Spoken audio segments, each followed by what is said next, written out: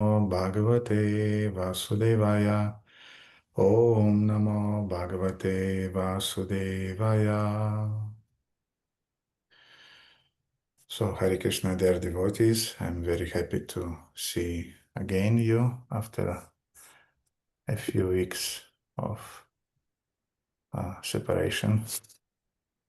Харе Кришна, дорогие преданные, я очень рад всех вас видеть после нескольких недель в разлуке. And I would like to welcome a few new members of our Sangha. We have Ivan, he is from Moldova, Tiraspol, and welcome Ivan. And also Anna, she's from London, also welcome to our humble Sangha, and we're happy to serve you and to be engaged in devotional service together with other devotees. И я хочу поприветствовать нескольких новых членов нашей программы. Это Иван из Молдовы, из Тирасполя, и Анна из Лондона. Я очень рад вас здесь видеть и очень счастлив буду служить вам и вместе проводить эту сангу. Okay, so we would finish today to read this chapter from Srimad Bhagavatam, which is called The Passing Away of Bhīṣmadeva in the Presence of Lord Krishna. It is the 9th chapter from the first canto of Srimad Bhagavatam. И сегодня мы с вами закончим читать главу Шримад Бхагаватам, которая называется «Уход Бхишмадевы в присутствии Господа Кришны». Это глава 9. And we will read texts 43 to 49. И мы будем читать стихи с 43 по 49. And I'll read then a purport. It will be the purport to 1944, but that's after I'll read the verses. И я буду читать комментарии к 1.9.44, но это будет после того, как я прочитаю все стихи. So, Sutta Uvacha, Krishna evam Bhagavati manavak drishti vrittibhi atmanyatmanam aveshaya sonta swasa uparamat. Sutta Goswami said, thus Bhīṣmadeva immersed himself in the Super Soul, Lord Shri Krishna, the Supreme Personality of Godhead, with his mind, speech, sight, and actions, and thus he became silent, and his breathing stopped. Sampadya manamam agyaya bhishmam brahmani nishkale sarve bandhuvaste tushnim vayam shiva dinatyaye. Knowing that Bhīṣmadeva had merged into the unlimited eternity of the Supreme Absolute, all present there became silent like birds at the end of the day. Tatra dunda bayane dur deva manava vadita sasamshu sadavo rajñam katpetu pushpa vrishtaya. Thereafter both men and demigods sounded drums in honor, and the highest royal order commenced demonstrations of honor and respect, and from the sky fell showers of flowers. Tasya nirharanandini sampirastasya bhargava yudhishthira karitya tva muhurtam dukito bhavat. O descendant of Brigo Saunaka, after performing funeral rituals for the dead body of Bhīṣmadeva, Maharaj Yudhishthira was momentarily overtaken with grief. Tushtuvur munayo Hrishta Krishnam tat guhya namabi tataste Krishna hridaya swashramam prayayupuna. All the great sages then glorified Lord Shri Krishna, who was present there, by confidential Vedic hymns. Then all of them returned to their respective hermitages, bearing always Lord Krishna within their hearts. Tato yudhishthiro gatva saha Krishna gajavayam pitaram santavayam asha gangadam cha tapasvinim. Thereafter Maharaja Yudhishthira at once went to his capital Hastinapura, accompanied by Lord Shri Krishna, and there he consoled his uncle and aunt Gandhari, who was an ascetic. Pitra Chamunayo Raja Vasudevana Modita Chakara Rajyam Dharmina Pitrir Paitimaham Vipo. After this, the great religious king Maharaja Yudhishthira executed the royal power in the kingdom strictly according to the codes of royal principles approved by his uncle and confirmed by Lord Shri Krishna. So let's go to the 1944. А теперь давайте вернемся к 1944. And Srila Prabhupada is writing, to enter into or to become merged into the unlimited eternity of the Supreme Absolute means to enter the original home of the living being. The living beings are all component parts and parcels of the Absolute Personality of Godhead, and therefore they are eternally related with Him as the servitor and the served. The Lord is served by all His parts and parcels as the complete machine is served by its parts and parcels. Any part of the machine removed from the whole is no longer important. Similarly, any part and parcel of the Absolute detached from the service of the Lord is useless. The living beings who are in the material world are all disintegrated parts and parcels of the Supreme Whole, and they are no longer as important as the original parts and parcels. There are, however, more integrated living beings who are eternally liberated. The material energy of the Lord, called Durga Shakti, or the superintendent of the prison house, take charge of the disintegrated parts and parcels, and thus they undergo a conditioned life under the laws of material nature. When the living being becomes conscious of this fact, he tries to go back home, back to Godhead, and thus the spiritual urge of the living beings begins. The spiritual urge is called Brahma Jignasa, or inquiry about Brahman. Principally, this Brahma Jignasa is successful by knowledge, renunciation, and devotional service to the Lord.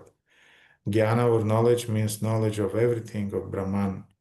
The supreme renunciation means detachment of material affection, and devotional service is the revival by practice of original position of the living being.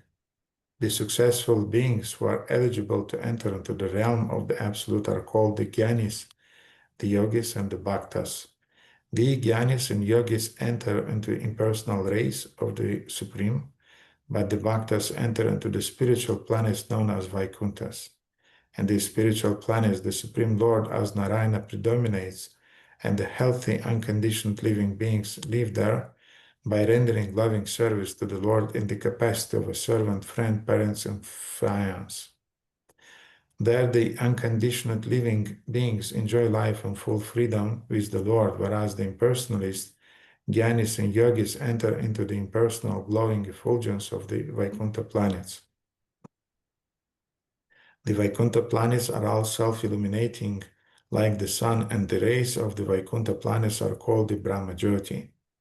The Brahmajyoti is spread unlimitedly, and the material world is but a covered portion of an insignificant part of the same Brahmajyoti. This covering is temporary, and therefore it's a sort of illusion.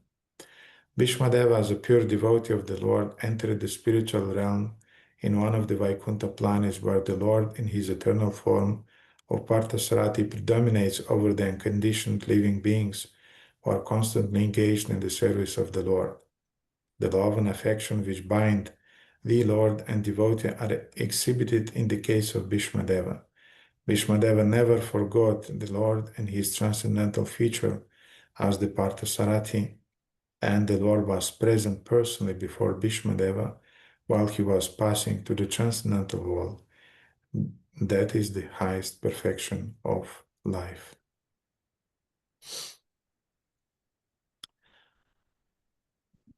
Om Jnana-timirandasya Jnananjana Shalakaya Chakshurum Militam Yena Tasmai Shri Gurave Namaha Shri Chaitanya Manobhishtam Sthapitamena Bhutale Swayam Rupakaramaham Dadati Swapadantikam Vanchakalpatarabhishcha Kripa Sindhubhaivacha Patitanam Pavanibhyo Vaishnavibhyo Namo.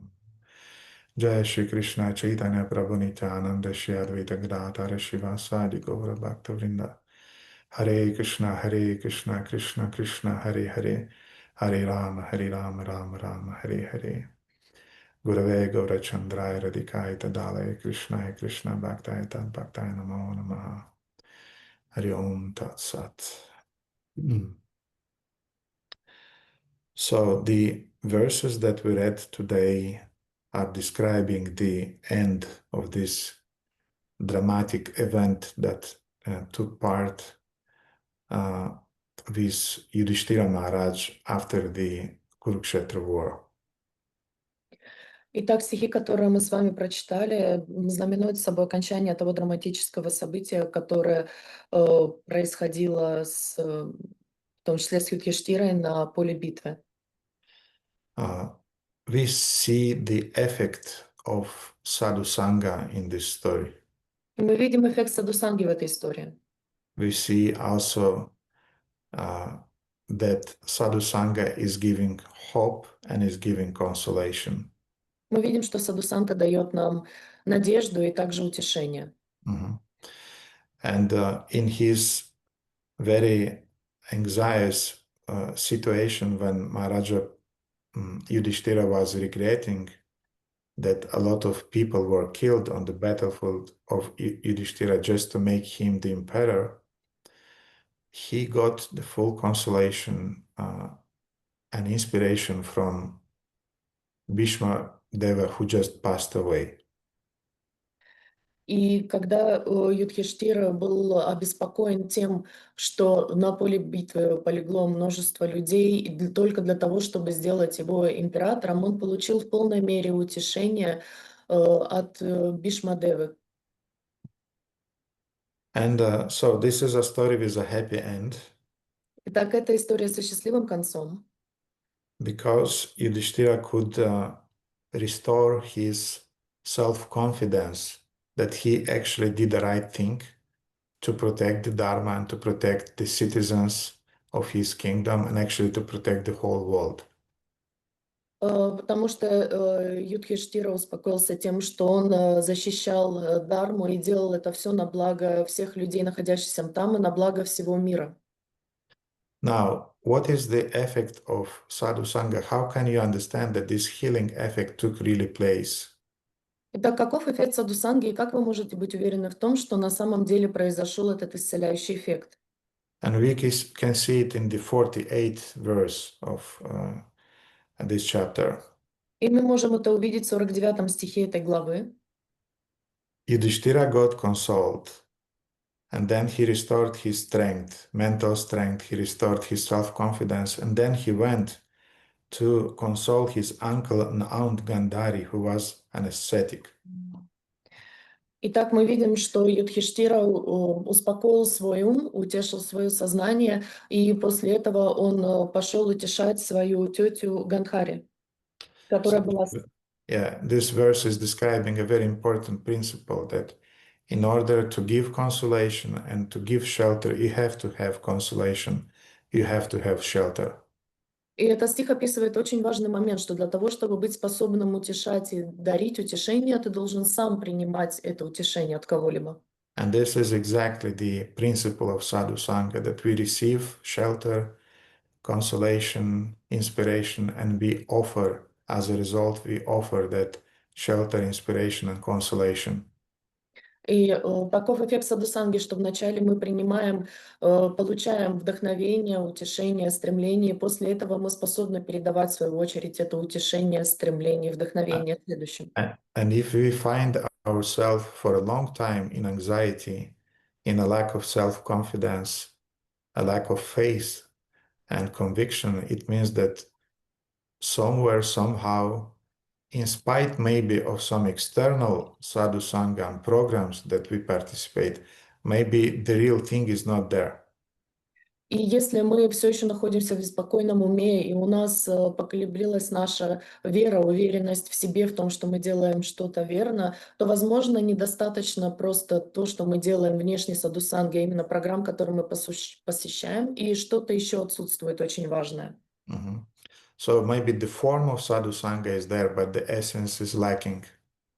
Так что, возможно, форма садхусанги присутствует, но ее суть и ее там нет. But be assured that whenever there is sadhusanga is happening, you feel consoled, you feel that your self-confidence is restored and your face is restored. But if these things are lacking, it means that sadhusanga is not happening. You are either avoiding it or you don't put your heart into it, whatever the reason, but it is not there. И будьте уверены в том, что садхусанга по-настоящему происходит, если вы чувствуете, что ваша уверенность в себе возрастает, что ваш ум успокаивается, что вы чувствуете утешение. Если этих трех вещей нет, то это означает, что вы просто общаетесь о садхусанге, ее сути там нет. Возможно, вы просто недостаточно в это погружены, не кладете туда свое сердце, не вкладываете свою душу, но чего-то там нет. Mhm. You remember we spoke that our heart should be like a stone when we are in a satsanga, and our hearts should be like a sponge when we are in the sadhusanga. Вы помните, что мы говорили, что наше сердце должно быть подобно камню, когда мы находимся в асатсанге, и оно должно быть подобно впитывающей губке, когда мы находимся в садхусанге. Mhm. Now, in 1944, Srila Prabhupada is writing, Так, в 1944 Шрила Прабхупада пишет: Bhīṣmadeva never forgot the Lord and his transcendental feature as the Parthasarathi, and the Lord was present personally before Bhīṣmadeva while he was passing to the transcendental world. That is the highest perfection of life. Бхишмадева всегда помнил Господа в его трансцендентном образе Партхасаратхи, а Господь лично находился перед Бхишмадевой, когда тот уходил в трансцендентный мир. Таково высшее совершенство жизни. In some way, we can ask what was the Sangha of Bhīṣmadeva. И мы можем себя спросить, какова была садхусанга Бхишмадевы. And this purport is explaining that Krishna was the satsanga of Bhīṣmadeva. И этот стих объясняет, что Кришна был садхусангой Бхишмадевы. I'm sure Bhīṣmadeva had many friends, and he was close to Dronacharya and Kripacharya. Я уверен, что у Бхишмадевы было много друзей, он был близок с Дроначарьей, с Крипачарьей. But yet he had a special friendly relationship with Krishna. His general dasa was Dasya, but he had this full dependence of the Lord in a friendship mindset. Но у него были очень близкие дружественные отношения с Кришной, и его, в общем, его даса была дасья раса, и поэтому он был ему предан в этой расе полностью всем своим умом и своим существом. Mhm. Like, for example, it is said that our relationship with the spiritual master is called Vishvambena Guru Seva. Но и говорится, что наши взаимоотношения с духовным учителем называются Вишма Пхена. Vishvambena. Vishvambena Guru Seva means that it's a mood of servitude, but in the frame of friendship. Это называется умонастроением служения, но в рамках дружбы. Mhm. So that's exactly what Bhīṣmadeva felt towards Sri Krishna. Это именно то, что чувствовал Бхишмадева по отношению к Шри Кришне. He never forgot the Lord. In this feature of Parthasarathi, Krishna, who is driving the chariot of Arjuna. И он всегда помнил Господа в его образе Партхасаратхи, который описывает, как он был колесничем Арджуны. Mhm. And the Lord reciprocated with Bhīṣmadeva by being present before him at the most crucial time of his life when he was leaving his body. И Кришна отвечал ему взаимности в самый ключевой момент его жизни, когда он покидал свое физическое тело. Mhm. So in our current age of Kali, when moral values are often compromised, Bhishma's life serves as a guiding light for us, as an example for us. И в этот век Кали, когда моральные устои упали очень низко, пример Бхишмадевы может быть для нас светом, своего рода маяком для того, чтобы направлять нас. His uncompromising adherence to the truth his selfless service. Он был предан истине, и он был предан в своем преданном служении. His example of integrity, as we spoke. Он пример целостности, как мы с вами уже обсудили. And in spite of being in the middle of so many politics and so many difficulties, so many very, very tricky and dangerous for life situations, still he maintained his spiritual integrity and devotion to the Supreme Lord. И несмотря на то, что он находился в различных трудностях, сложностях и перипетиях политических и личных, через все, что он прошел, он все равно сохранял при этом свою духовную целостность и сохранял свою духовную целостность. We cannot compare our difficulties with Bhīṣmadeva's difficulties. Мы не можем сравнивать свои трудности с трудностями Бhīṣmadeva. So why these characters are described in Mahabharata and Śrīmad Bhagavatam and other scriptures? И почему эти персонажи описаны в Шримад Бхагаватам, Бхагавад-гите и в других текстах? They are described in these scriptures to give us an example of how we have to stand and how we have to endure life's difficulties in a Krishna-conscious way. Они показывают нам пример того, как мы должны сталкиваться с трудностями в своей жизни, будучи осознанными о Кришне. Как мы должны преодолевать трудности. Srila Prabhupada often emphasized that the characters of Mahabharata, they are not just some historical figures. И Шрила Прабхупада подчеркивал, что персонажи Махабхараты, они являются не просто историческими фигурами. They are historical figures. Они являются историческими фигурами. But at the same time, they represent some eternal principles that should inspire us and guide us on our back home, back to Godhead. Но также они являются вечными принципами, которые должны наставлять нас и направлять нас на нашем пути обратно домой, обратно к Богу. They, in that sense, are our guardians. И в этом смысле они являются нашими защитниками. Guardians who are showing us the path to self-realization. Защитниками, которые указывают нам путь к самореализации. Srila Rupa Goswami in his Bhakti Rasamrita Sindhu, when he is describing the 64 angas of Vaidhi Bhakti, he's starting with the famous verse. Шрила Рупа Госвами в Бхакти Расамрита Синху описывает среди 42 стихов следующий. Нет, среди 64 аспектов Vaidhi Sadhana Bhakti, он начинает это описание со следующего стиха. It's a famous verse devotees should know. Это знаменитый стих, который преданные должны знать. Guru padashrayasta smat Krishna dikshadi shikshanam vishwambena gurok seva sadhu vartmanu vartanam. Who never heard this verse? Кто никогда не слышал этот стих?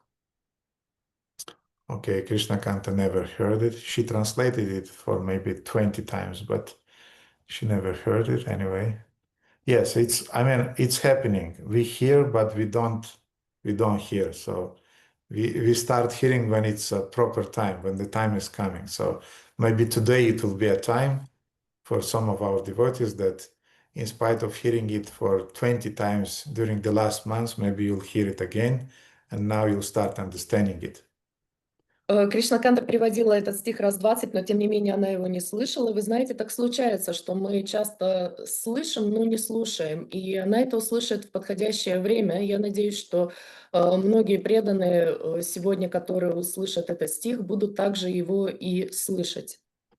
So, Guru Padashrayas Tasmat. Everything, our devotional service, our practice starts with Guru Padashraya, which means that we submit ourselves to the feet of a spiritual master. Итак, все наше служение начинается с того, что мы покорны стопам духовного учителя. And then we, Krishna Diksha Dishikshana, we receive Diksha, we receive initiation from the spiritual master. И затем мы получаем дикшу, мы получаем инициацию от духовного учителя. But we don't stop there.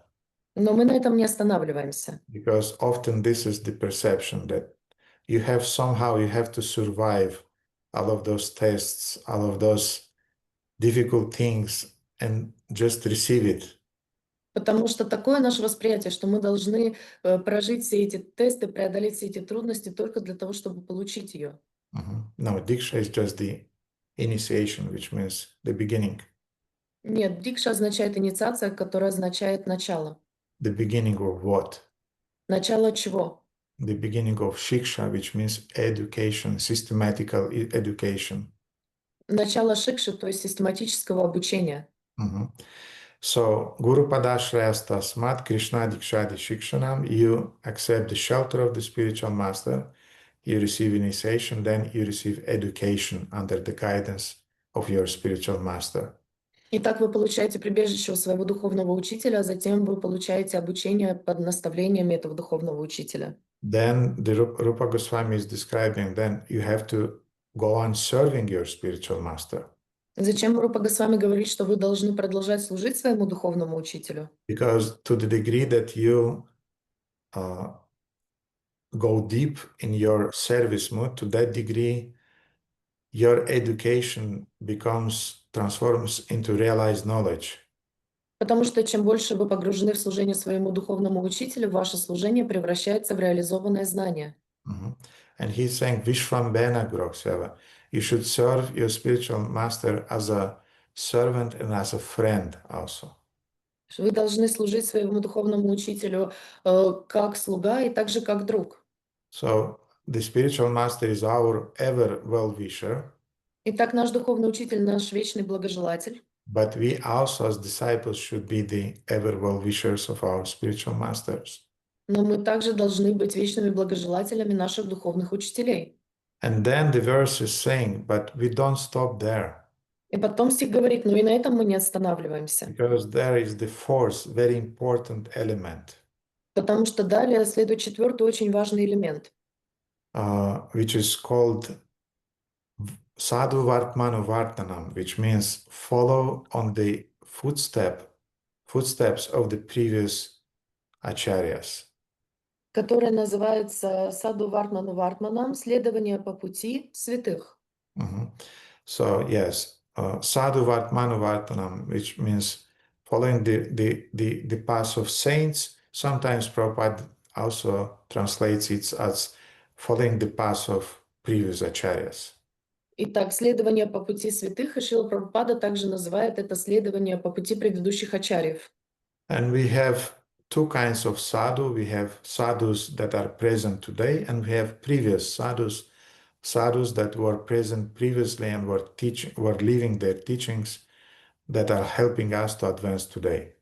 У нас есть два типа саду, которые присутствуют и живы сейчас с нами, и те саду, которые уже сейчас не здесь, но они оставили нам наследие, свое знание.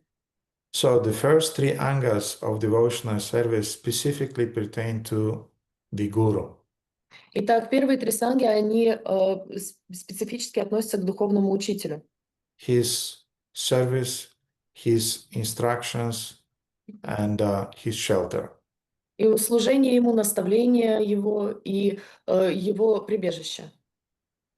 This is the first step in our spiritual life. Это первый шаг в нашей духовной жизни. If this step is omitted, then all of our other practices, like hearing and chanting and everything else, are just futile.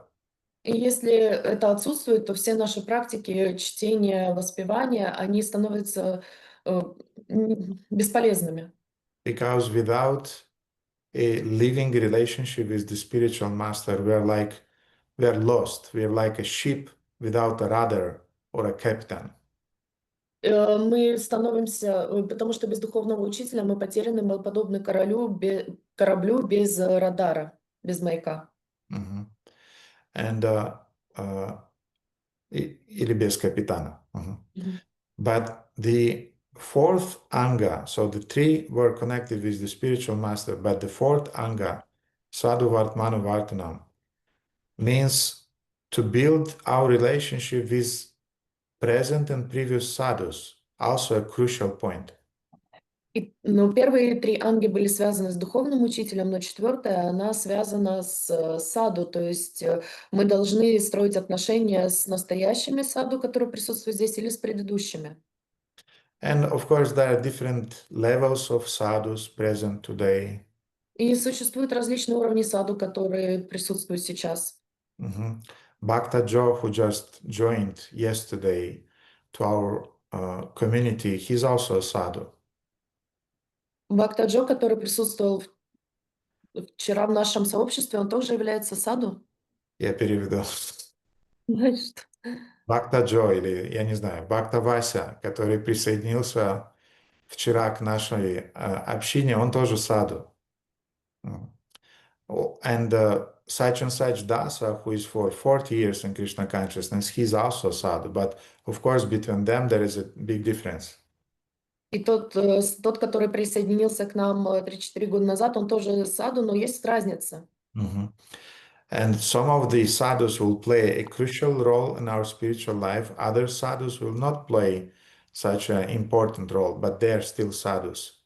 И некоторые саду будут играть ключевую роль в нашей жизни, но другие не будут играть такую ключевую роль, но все равно они будут иметь значение. And we have to build our relationship with them. И мы должны строить свои взаимоотношения с ними. Sadhu Vartmanu Vartanam, which means we have to follow their footsteps. Саду Вартману Вартман, что означает, мы должны следовать по их пути. Because sometimes even Bhakta Joe can give you consolation and give you strength and self-confidence. Потому что даже Бхакта Джо, Бхакта Вася могут дать вам утешение, наставление и прибежище. What to speak of very, very advanced devotees. Что уж говорить о очень продвинутых преданных. So this Sadhu Vartmanu Vartana is very important. It's crucial for our spiritual advancement. Итак, это саду Вартману Вартманам, она очень важна, это ключевой момент для нашего духовного развития. When we spoke about it, maybe we spoke it on Wednesday, Krishna Bhakti Janma Mula Hoya Sadhu Sangha. I don't remember exactly, but it's yes, on the all of, maybe on Wednesday we spoke. On the all of the levels of our spiritual advancement, Sadhu Sangha remains the root cause of our spiritual advancement. Мы говорили об этом в среду, что из всех наших духовных достижений садхусанга является коренной причиной, корнем всех этих, всего духовного роста. And be attentive now, because sometimes we have the tendency only to build our relationship with our Gurudev, Guru Maharaj, and that's it. Будьте сейчас очень внимательны, потому что у нас есть тенденция строить свои взаимоотношения только с нашим Гуру Махараджем. But Rupa Goswami is saying, yes, this is fine, this is absolutely correct. Рупа Госвами говорит, да, это правильно, это совершенно верно. But you have to do the fourth thing also. Но вы должны выполнять 4 вещи также. Четвертую вещь, the fourth one. So sadhu vartmanu vartanam, you have to follow in the footsteps of previous sadhus or the modern contemporary sadhus. Вы должны следовать по пути предыдущих ачарьев святых или современных ачарьев святых. Otherwise, you'll have the tendency to remain very, very sectarian. Иначе у вас будет склонность оставаться очень сектуальным. So this is my sect, this is my guru, are his followers. I don't want to know anything else beside him.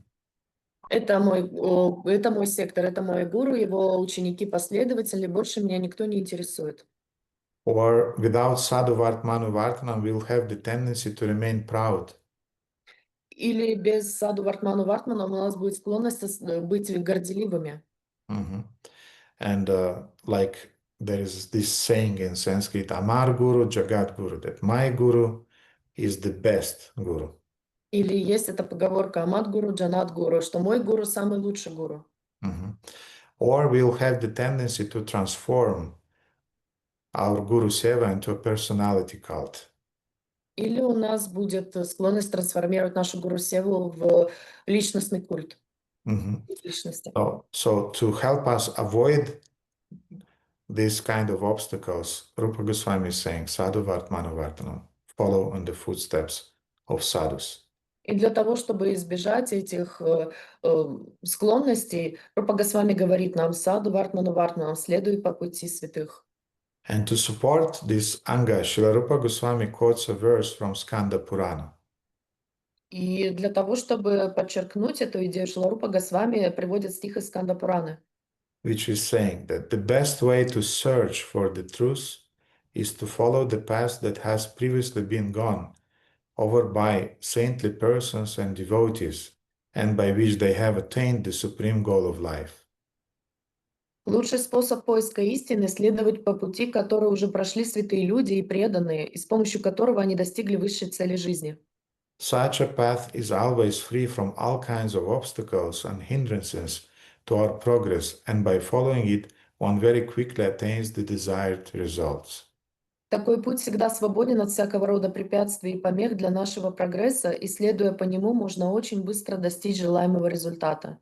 So by following on the footsteps of previous acharyas or modern sadhus, Итак, следуя по пути предыдущих ачарьев или современной саду, by meditation, by praying, by veneration, and by concentrating on their teachings and following their examples also, медитацией, поклонением, восхвалением, а также следуя принципам, которые были у них, and by applying their teachings practically in our lives, и на практике применять учения, которые они нам оставили в своей жизни, we invoke a kind of like inner communion with them.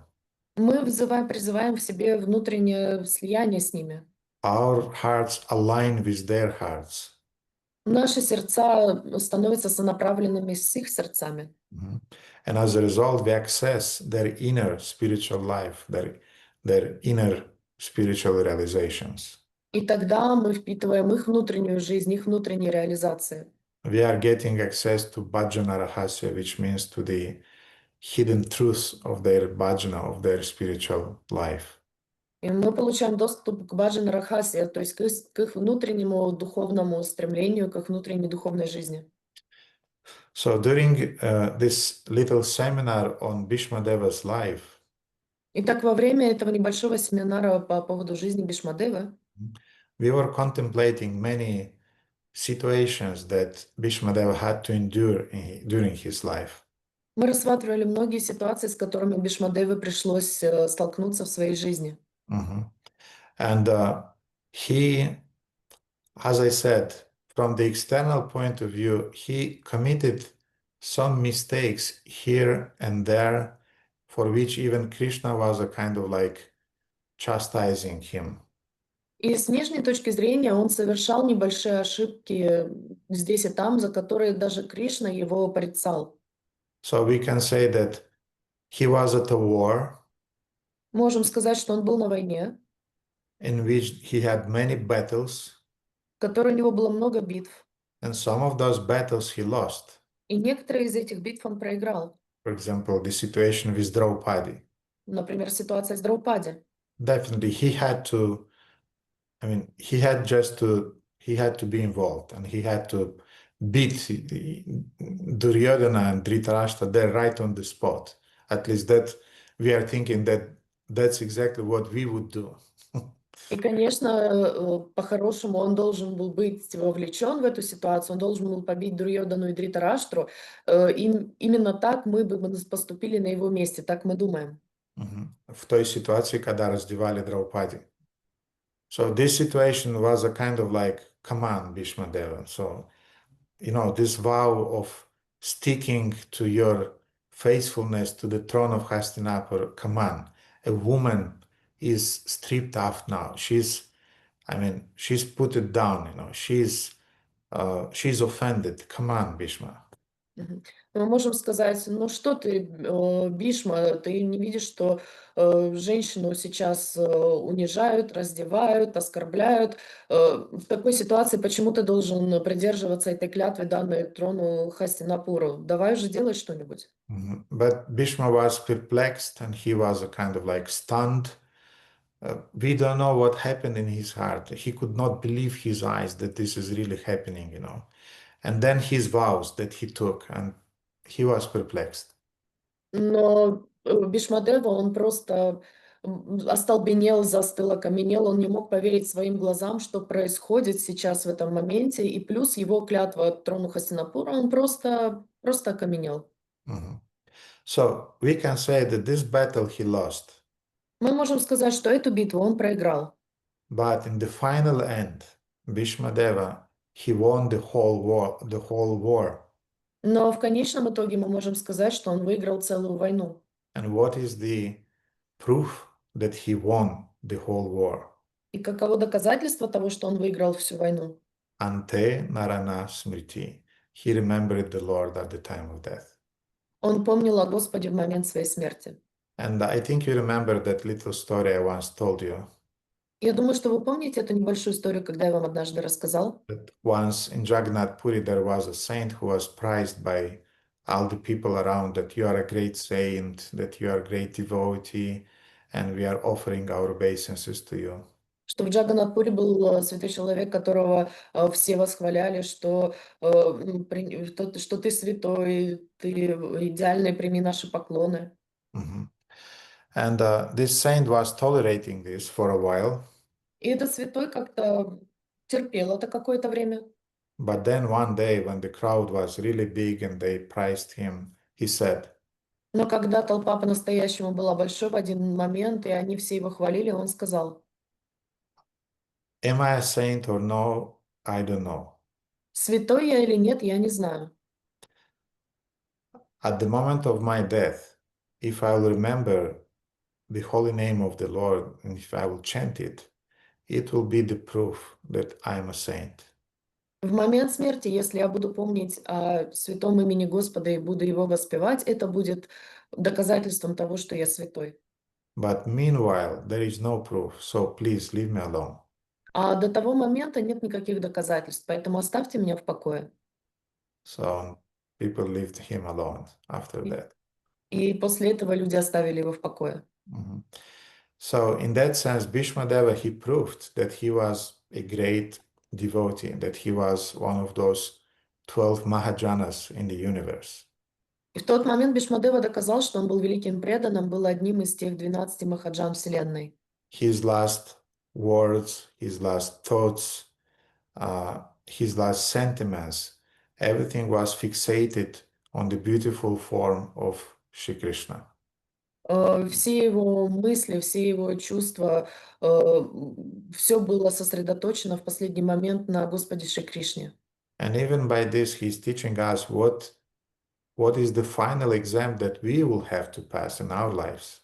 И таким образом он учит нас, какой у нас будет последний экзамен в нашей жизни. Mhm. Because the way we will pass that last exam will determine our future life. Потому что в зависимости от того, как мы сдадим этот последний экзамен, это определит нашу будущую жизнь. So those of you who are regularly listening to my humble classes, maybe you remember, sometimes I was speaking that there are 5 factors that are determining our future reincarnation or our future life. И те из вас, которые, возможно, слушали мои скромные лекции, помнят, что я упоминал, что есть 5 факторов, которые определяют нашу следующую жизнь. Does anybody remember them? Кто-нибудь помнит их?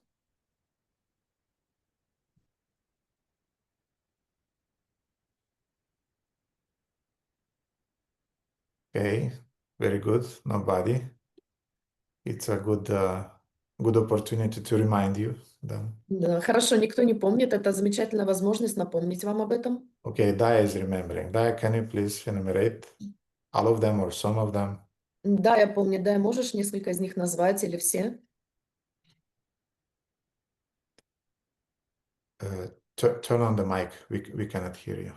Okay, it's on. Can you hear me? Yeah, now we can. Okay, Hare Krishna. The last thought before death, the karma, the beliefs and intention of a person, the desires of a person. And one also very important. I don't remember. I'm sorry. Anyway, you did well. You remember 4 of them. Thank you very much, Daya. Thank you. Так, она сказала желание, мысли, стремления, и еще одно она не назвала, которое она не помнит, но тем не менее она назвала 4 момента из 5. And Yamuna, you remember the fifth one? Ему напишешь 5-е? Și de Krishna, de persoana supremă divină, într-o formă sau alta, sau de Gurudev. Памятование о Кришне или о Гурудеве в той форме или иной. Yeah, she said the thoughts about Krishna or about the Gurudev at the time of leaving the body. Yes, but that's included in the thoughts. So our last thoughts will determine our future. Да, это последние мысли о том, что во время смерти, что это о Гурудеве или о Кришне, да, но это входит в понятие мысли. Okay, so let's remind ourselves about those let's say, 5 elements that will determine our future life. Ну, хорошо, давайте напомним себе об этих 5 элементах, которые определят нашу следующую жизнь. Daya forgot the first one. Да, я забыла первый элемент. And the first one are the 3 modes of material nature, or the modes of nature that are predominating over our consciousness during our lifetime. Это гуны материальной природы или гуны, в которые больше всего оказывают влияние на наше сознание в этой жизни. Some people are very happy, Некоторые люди очень счастливы, satisfied. удовлетворены. Some people are very agitated. Некоторые очень беспокойны. They're always striving to improve things, to control, to manipulate. Они всегда стремятся улучшить что-то, контролировать вещи. They're afraid of something, trying to avoid it. Боятся чего-то, пытаются этого избежать. And there are other people who are always angry, always depressed, И есть другие люди, которые всегда злятся, которые всегда в депрессии or always quarrelsome. или всегда ссорятся с кем-то. These are the influence of 3 modes of nature. Это все 3 года влияния 3 гун природы. And we are choosing which mode will dominate our consciousness. И мы выбираем, какая гуна будет влиять на наше сознание. We are choosing to be angry and to be revengeful. Мы выбираем быть гневным и мстительным. Or we are choosing to be forgiving and to be peaceful. Или прощающим и мирным. And to be thankful. Или быть благодарным. We are choosing the channel. Мы канал выбираем. It's not that our mind is choosing it.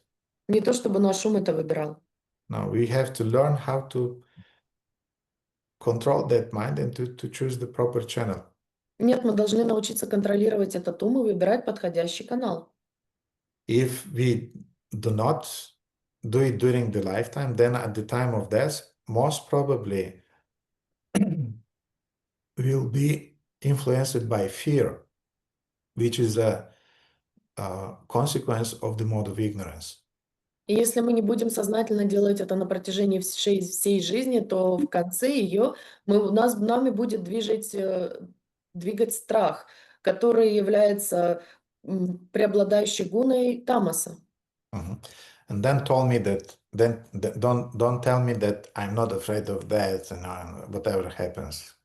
И не надо мне тут говорить, что вы не боитесь смерть, будь что будет. When it is coming, когда она подходит, you really get scared. Вы по-настоящему боитесь. So to confirm that this is a crucial factor which is determining our future life, let's see a verse from Bhagavad Gita 14:18. И для того, чтобы подтвердить тот момент, что это является определяющим фактором для нашей будущей жизни, давайте обратимся к Бхагавад-гите 14:18. Krishna is saying, Urdvam gachanti sattvasto madhyeti shtani rajasa jaganya guna vrittisto ado gachanti tamasa. Those situated in the mode of goodness gradually go upward to higher planets. Те, кто находится в гуне благости, кто пребывает в гуне благости, после смерти поднимаются на высшие планеты. Those in the mode of passion live on the earthly planets. люди в гуне страсти остаются на земных планетах. And those in the abominable mode of ignorance go down to the hellish worlds. А те, кто находится под влиянием низшей из гун, отвратительной гуны невежества, попадают в адские миры. So obviously, guna is determining our future. То есть, очевидно, гуна определяет наше будущее. Now, the second element that is determining our future, obviously, is our karma. Второй элемент, который определяет наше будущее, это карма. Karma means the consequences or the reactions for our fruitive activities in this material world during our lifetime. Карма означает последствия или плоды активной деятельности, которые мы были заняты в этой или предыдущих жизнях. Mhm. So not only the reactions in this life, from this life generated in this life, but also from the previous lives. Итак, плоды деятельности, которые были совершены не только в этой жизни, но и в предыдущих жизнях.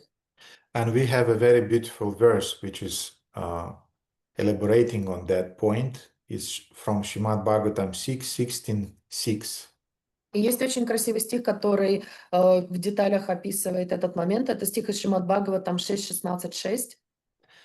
Just as gold and other commodities are continually transferred from one place to another in due course of purchase and sale, so the living entity, as a result of his fruitive activities, wanders throughout the entire universe, being injected into various bodies and different species of life by one kind of a father after another.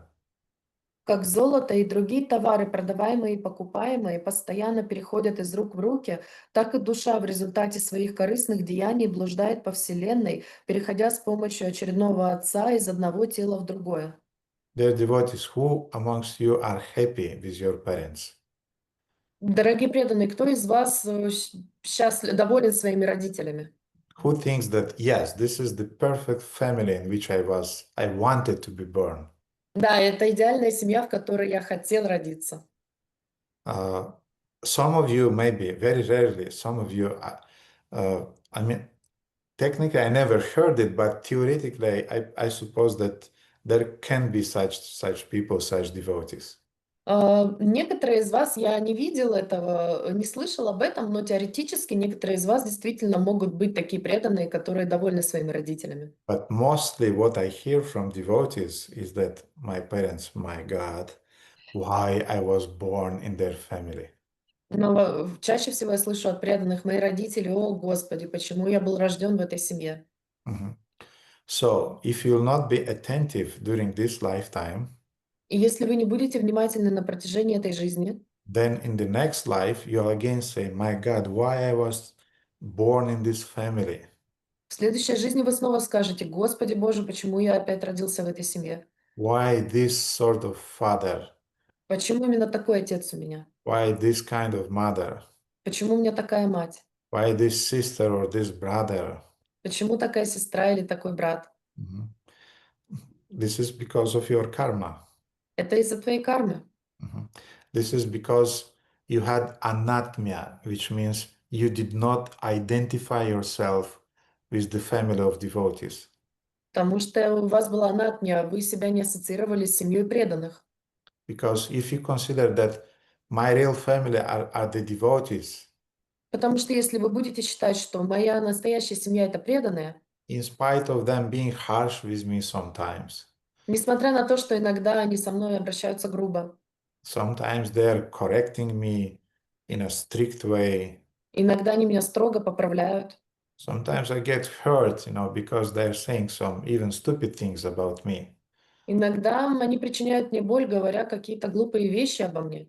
But in spite of that, if still I remain chaste towards the family of devotees, to the Sangha of devotees, then most probably in next life, if you'll not attain Krishna, you'll be born in a family of devotees. Но если я буду верен преданным, семье преданных и садхусанге, то, скорее всего, даже и после своей смерти, если я не попаду обратно к Кришне, то я рожусь в семье преданных. Mhm. You see, there is a very nice picture Ramananda has on his window here in Zoom. У Рамананды есть очень красивая картинка здесь в Зуме. So this is exactly what it means to feel happy in the family of devotees. Это именно то, что означает быть счастливым в семье преданных. If you always feel like that, even if you'll not attain perfection in this lifetime, in next lifetime, Krishna will arrange again your sangha, your family of devotees. И если вы будете находиться в этом умонастроении, то несмотря на то, что вы не освободитесь после смерти, вы будете рождены опять в семье этих преданных. Now, dear devotees, it doesn't mean that we should not respect our parents and we should not love them. No, we should respect and we should love them. Но, дорогие преданные, это не означает, что мы не должны любить и уважать своих родителей. Нет, мы должны их любить и уважать. And we have to be Krishna Kanta, признательным. Grateful. Grateful. We have to be grateful to them. И мы должны быть им признательны. But at the same time, if at one at night somebody is asking you, tell me, who are you and what is your first name and last name? Но если кто-то в час ночи спрашивает нас, кто ты, какое у тебя имя и фамилия, you should not say Jiku Popescu as a reply. вы не должны отвечать Вася Пупкин, когда вы отвечаете. Thank you, Krishna. I did translated it into Russian. Спасибо, Кришна Канта. Я должен был услышать перевод на русский этого. You should say, my name is such and such Dasa. I am the servitor of my spiritual master in the family of other devotees. Вы должны сказать, я такой-то, такой-то Даса, я смиренный слуга, преданный своему Гурудеву. Now, the third factor that will determine our next future Итак, третий фактор, который определит наше будущее, is our life's concepts. это наши жизненные концепции. And generally it means our religion, our faith, Это означает, в общем, нашу религию, наша вера, our philosophy, наша философия, level of our integrity, уровень нашей целостности, and our moral and spiritual qualification. наша моральная и духовная квалификация. And Krishna is speaking about that indirectly in the Bhagavad Gita 9.25. И Кришна косвенно говорит об этом в Бхагавад-гите 9.25.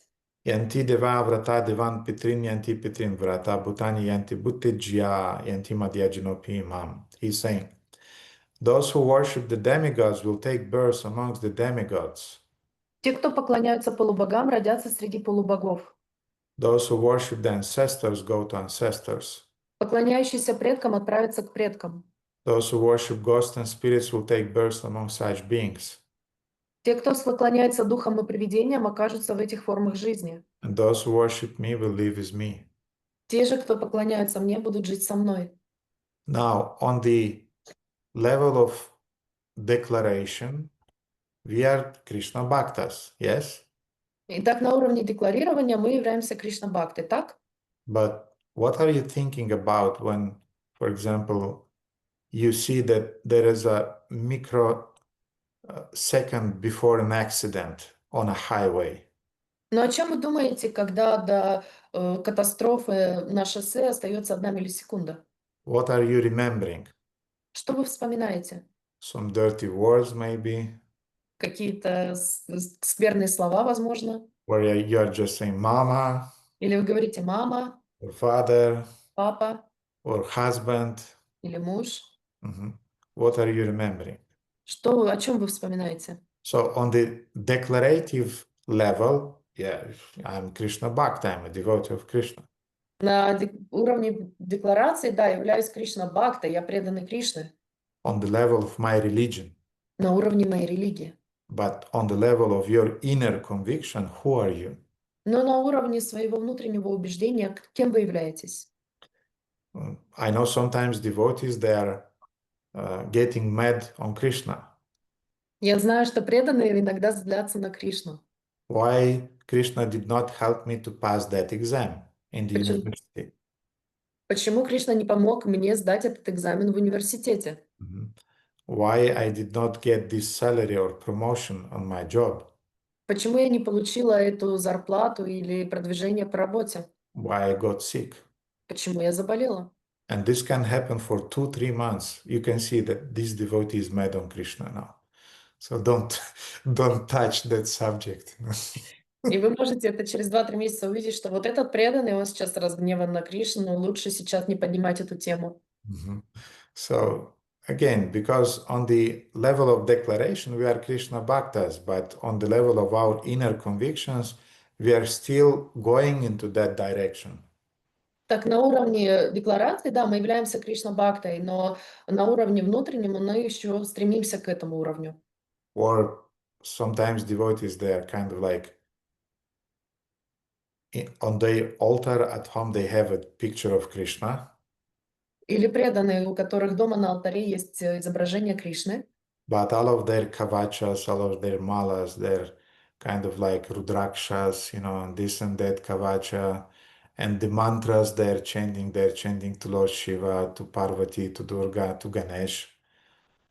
Но у них есть, у них мало, у них на шее висят рудракша, кавачи, которые не имеют отношения к Кришне. Они поклоняются или воспевают мантры Шивы, Дурги, Ганеши. So what I want to say is that at the time of your death, not your declaration would be considered, but your inner faith, your inner dependence will be taken into account. Что я хочу вам сказать, что во время смерти не то, что вы провозглашаете, ваша декларация будет засчитываться, а то, к чему вы привязаны внутренне, где вы приняли прибежище, вот это будет засчитываться. So at the moment you cut your finger and you immediately exclaim Krishna, or when you are burning your hand cooking and you're saying Krishna, it means that, okay, you are doing good. Так, если вы порезали себе руку и воскликнули Кришна, или обожглись на кухне и воскликнули Кришна, то с вами все хорошо. But if you are screaming Mama, or you are screaming at your husband, get away from here, because of you, I got it. Но если вы кричите «мама» или начинаете ругаться на своего мужа, уйди отсюда, это из-за тебя произошло. Usually that's happening when the ladies are cooking. Это именно так происходит, когда обычно женщины готовят. It means that we have yet some path to walk into that direction of Krishna consciousness. Это означает, что у нас есть еще путь, который мы должны пройти в сознании Кришны. Now, the fourth factor is our aspirations, our desires, what we really want in our life. This will determine our next future or next life. Четвертое – это наши стремления и наши желания, которые повлияют на нашу следующую жизнь. Here we can include our attachments that we are cultivating during the lifetime. И сюда мы можем также отнести привязанности, которые мы культивируем на протяжении этой жизни. And there is a very interesting verse in Śrīmad Bhagavatam, 2 verses. It's 4:29, 30, 31. И в Шримад Бхагаватам есть два очень красивых стиха. Это 4:29 и 4:30-31, Which are explaining this principle. которые объясняют этот принцип. The living entity is exactly like a dog who overcomes hunger, goes from door to door for some food. Живое существо подобно голодному псу, который в надежде на то, что его накормят. According to his destiny, he sometimes receives punishment and is driven out, and at other times receive a little food to eat. Он бродит от дома к дому. В одном доме волей судьбы его бьют и выгоняют на улицу, а в другом дают немного еды. Similarly, the living entity, being influenced by so many desires, wanders in different species of life according to destiny. Так и живое существо, одолеваемое бесчисленными желаниями, скитается в материальном мире по воле судьбы, рождаясь в различных формах жизни. Sometimes he is high, sometimes he is low. Иногда оно оказывается на вершине, а иногда на дне. Sometimes he goes to heavenly planets, sometimes to hell. Оно рождается то на райских планетах, то на средних, то в аду. Sometimes in the middle planets, and so on. И так без конца. So now, who amongst you sometimes were looking at the blue color of your passport and was thinking, my God, why I have this color of the passport? А кто из вас смотрел на голубой цвет своего паспорта и думал, почему у меня этот паспорт? Mhm. Who amongst you sometimes was thinking that, my God, I'm really attached to Sarmale, and why and from where is this attachment coming? И некоторые из вас думали, почему я так сильно привязан к голубцам, и откуда исходит эта привязанность? Mhm. You're attached to Sarmale. This Sarmale, it's a Romanian dishes. Вы привязаны к голубцам, которые в Румынии называются сармали и более маленькие. Actually, they're coming from Turkey. На самом деле они из Турции пришли к нам. When I was in Istanbul last time, Nrsimha Krishna Prabhu and Krishna Malat showed me the original Adi Sarmale that are done in Turkey. И когда я был в Стамбуле в прошлом году, Нрисимха Кришна Прабху и Кришна Мала показали мне настоящие изначальные ади сармали, которые там были. Because 80% of the cookings that we have here in Romania, they're actually Turkish. Потому что 80% кухни, которая есть у нас здесь в Румынии, она является турецкой. But we are proud that this is our dishes. Но мы так горды, что это наше блюдо. Mhm. I got carried away by these dishes. Меня унесли эти блюда. Yes. So why we are attached to them? Итак, почему мы к ним привязаны? You know why? Знаете почему? Because in your last lifetime, Потому что, you wanted to try them. потому что в своей прошлой жизни вам хотелось их попробовать. I'm speaking a little bit simplistic, but this is the principle. Я говорю несколько упрощенно, но принцип такой. So those things that we have in this lifetime corresponds exactly with the desires that we cultivated in our last lifetime. И те желания, которые есть у нас в этой жизни, они тесно связаны с теми желаниями, которые были у нас в прошлой жизни. So we may be attached to spaghetti, Мы можем быть привязаны к спагетти, to pizza, pasta, пицца, паста, to борщ. борщу. So these are the consequences of our desires that we cultivated in our last life. И это последствия желаний, которые мы культивировали в своей прошлой жизни. And the desires we are cultivating now, И желания, которые мы культивируем сейчас, oh, look at this car, посмотри на эту машину, oh, look at this American girl. посмотри на эту американскую девушку. She's so relaxed. She doesn't have any this post-Soviet traumas in her mentality. Она так расслаблена, у нее нет никакой постсоветской травмы в ее менталитете. Or this guy, Brad Pitt, he's so beautiful, he's so nice. Или этот парень Брэд Питт, он такой красивый, он такой приятный. All of these thoughts, if you are not attentive, they're like bijas into your heart. Все эти мысли, если вы невнимательны, они подобны биджи, которые проникают в ваше сердце. And at the time of death, И в момент смерти they all will come up они все поднимутся and will say, hey, we are here, you fulfill us. We arrange something that will be fulfilled. и они поднимутся и скажут: «Эй, мы здесь, пожалуйста, устрой все так, чтобы мы были выполнены». So, dear devotees, be careful with your desires.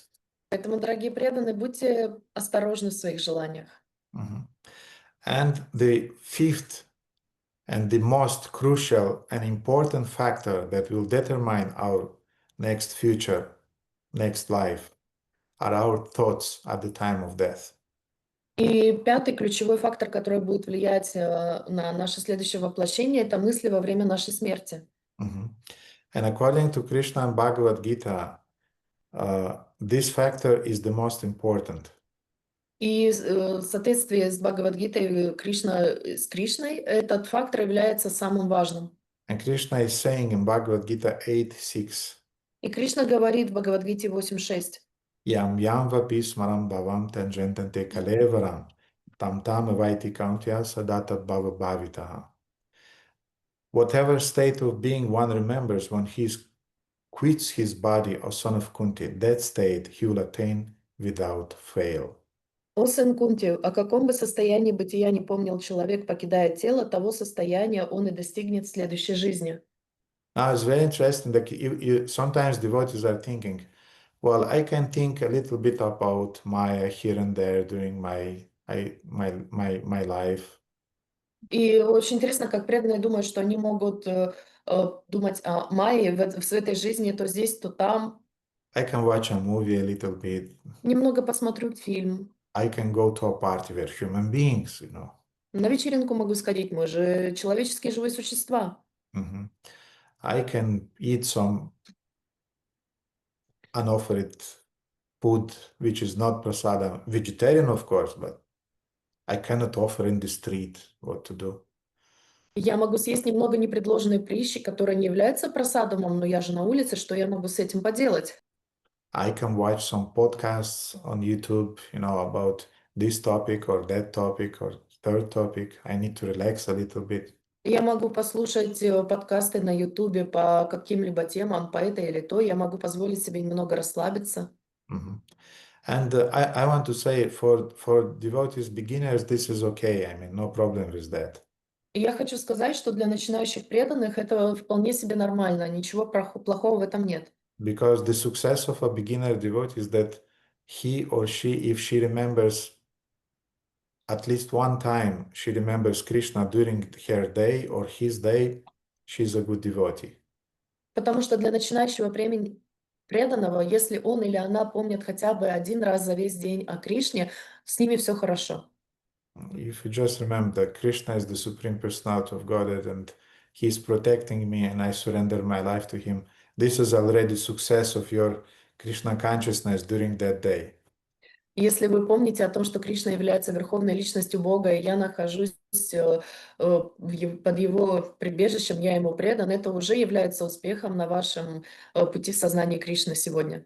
But it's supposed that gradually we think more and more about Krishna. We think about His qualities. We think about His pastimes that we read in Srila Prabhupada's books.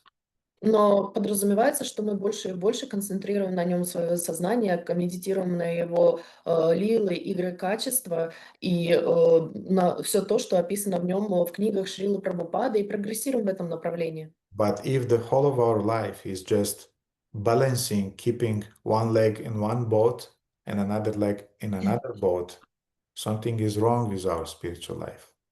Но если мы всю свою жизнь проводим, балансируя в двух лодках, когда одна нога находится в одной лодке, а другая в другой, то что-то не так в нашей духовной жизни.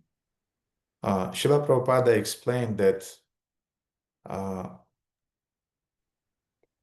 to say,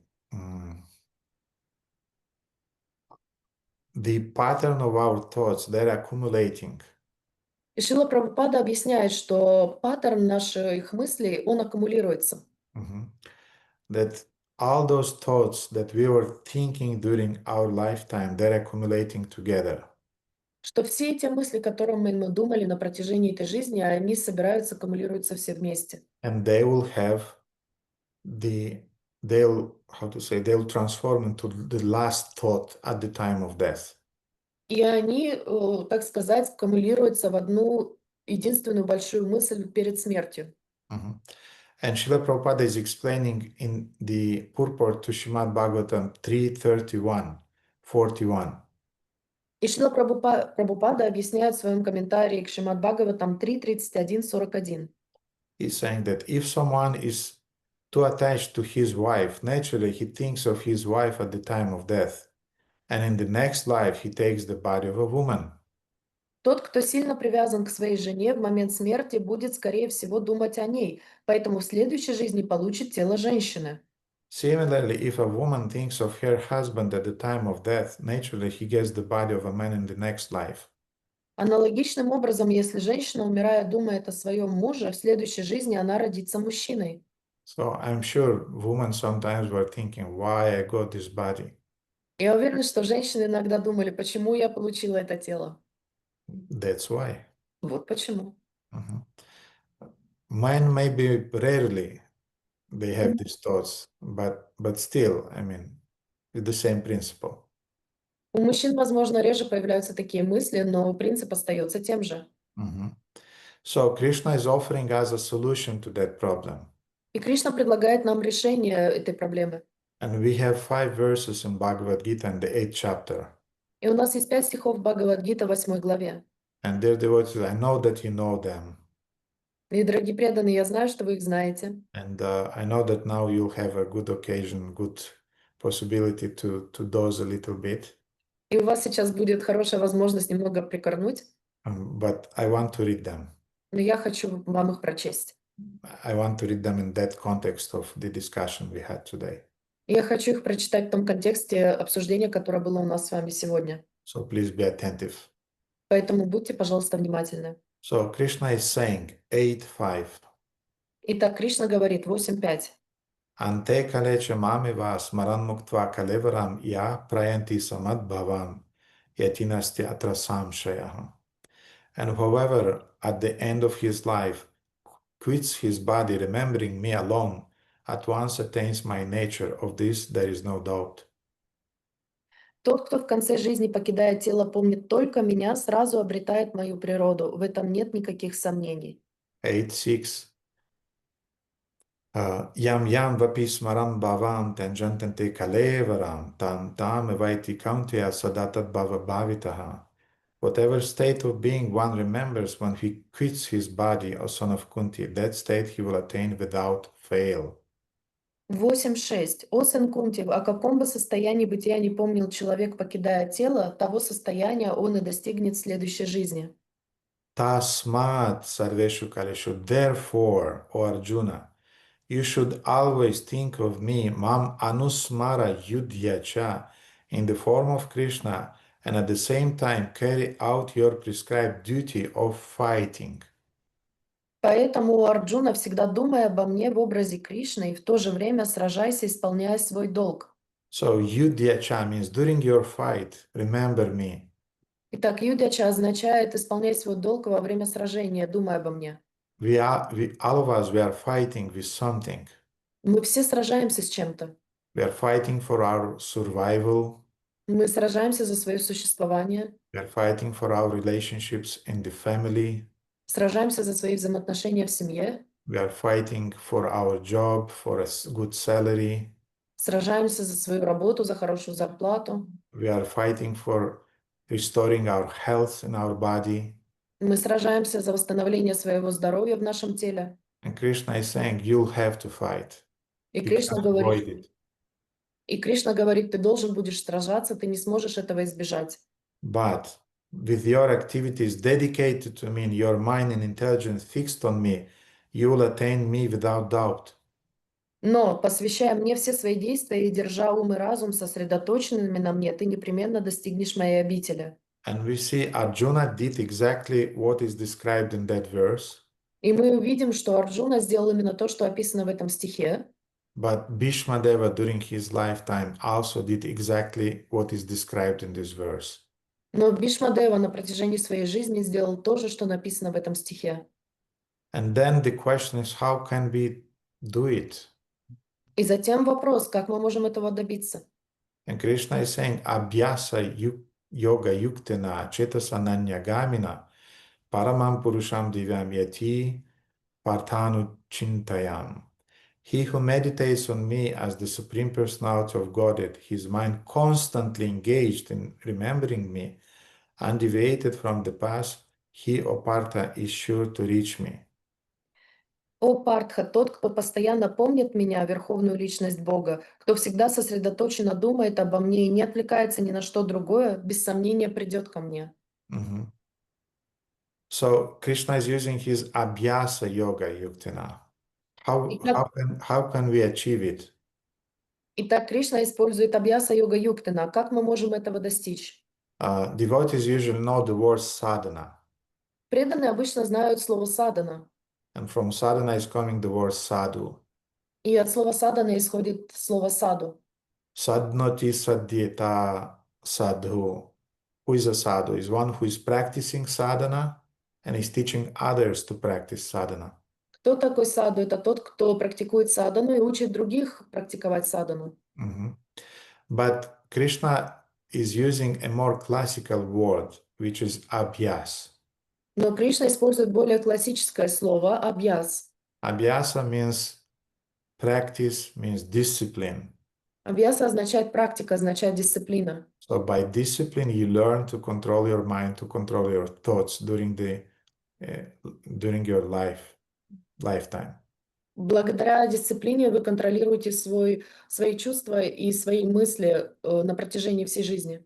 And you direct your thoughts towards Krishna, towards the spiritual master, towards devotional service.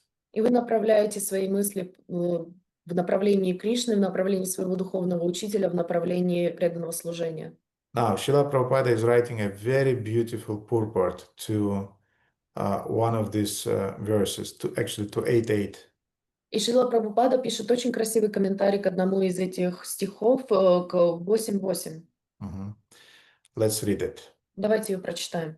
Prabhupada is writing, in this verse, Lord Krishna stressed the importance of remembering him. В этом стихе Господь Кришна подчеркивает, насколько важно всегда помнить его. One's memory of Krishna is revived by chanting the Mahamantra Hare Krishna. Чтобы не забывать Кришну, необходимо повторять Харе Кришна Махамантру. By this practice of chanting and hearing the sound vibration of the Supreme Lord, one's ear, tongue, and mind are engaged. Повторяя и слушая звуки имени Верховного Господа, мы занимаем служением Ему свои уши, язык и ум. So in other words, on our level, to think about Krishna means to chant constantly the holy name. Это означает, что на нашем уровне всегда помнить о Кришне означает воспевать Его святое имя. Mhm. This mystic meditation is very easy to practice and it helps one attain the Supreme Lord. Эта медитация, заниматься которой совсем не трудно, поможет нам прийти к Верховному Господу. Purusha means enjoyer. Пурушам значит наслаждающийся. Although living entities belongs to the marginal energy of the Supreme Lord, they are in material contamination. Хотя обусловленные существа принадлежат к пограничной энергии Верховного Господа, они осквернены материей. They think themselves enjoyers, but they are not the supreme enjoyer. Они считают себя наслаждающимися, но забывают, что не являются верховными наслаждающимися. Here it is clearly stated that the supreme enjoyer is the supreme personality of Godhead in his different manifestations and plenary expansions as Narayana, Vasudeva, etc. Здесь ясно сказано, что верховный наслаждающийся — это Бог, верховная личность, проявляющая себя в виде полных экспансий, таких как Нараяна, Васудева и так далее. The devotee can constantly think of the object of worship, the Supreme Lord, and any of his features, Narayana, Krishna, Rama, etc., by chanting Hare Krishna. Повторяя мантру Харе Кришна, преданный может все время думать о том, кому он поклоняется, то есть о Верховном Господе в одном из его образов — Нараяны, Кришны, Рамы и так далее. This practice will purify him, and at the end of his life, due to his constant chanting, he will be transferred to the kingdom of God. Постоянно повторяя святое имя, он очистится от материальной скверны и в конце жизни войдет в Царство Бога. Now, dear devotees, a little exam for you. Итак, дорогие преданные, небольшой экзамен для вас. Who remembers how Bhīṣmadeva is connected with the holy names? Кто помнит, как Бhīṣmadeva связан со святыми именами? Okay, Daya remembers, Baldev remembers, Да, и Баладева помнят. Shyamasundara. Okay, a few devotees you remember. Okay, Daya, you were first. So how Bhīṣmadeva is connected with the holy name? What's it about? Can you hear me? Yes. Vishnu Sahasranama. Yes, Vishnu Sahasranama. So you remember that in order to console Maharaja Yudhishthira and to help him get rid of his grief, Bhīṣmadeva described to Maharaja Yudhishthira and to all of us, he described the 1000 names of Lord Vishnu, which are very, very potent. Да, для того, чтобы утешить Юдхиштиру, мы помним, что Бhīṣmadeva описал Вишну Сахасранама и для него, и для всех нас 1000 имен Кришны. So actually the truth that Srila Prabhupada is describing in this purport, in a way, is describing the whole lifestyle of Bhīṣmadeva that he practiced. Истина, которую описывает Шрила Прабхупада в этом комментарии, на самом деле описывает весь жизненный путь Бhīṣmadeva. So we are reading these verses in the context of the teachings that we can draw from Bhīṣmadeva's example. И мы читаем этот комментарий в свете учений Бhīṣmadeva, из которых мы можем извлечь суть. So let's finish it. Давайте закончим его. Yoga practices meditation on the super soul within similarly by chanting Hare Krishna one fix his mind always on the Supreme Lord. Йоги мысленно созерцают сверхдушу в своем сердце, а преданный, повторяя мантру Харе Кришна, всегда держит ум сосредоточенный на Верховной Личности. The mind is fickle and therefore it is necessary to engage the mind by force to think of Krishna. Ум очень обеспокоен и неустойчив, поэтому необходимо заставлять его думать о Кришне. So what means by force? Что означает заставлять? It means a conscious endeavor to think about the right thing, not about the garbage.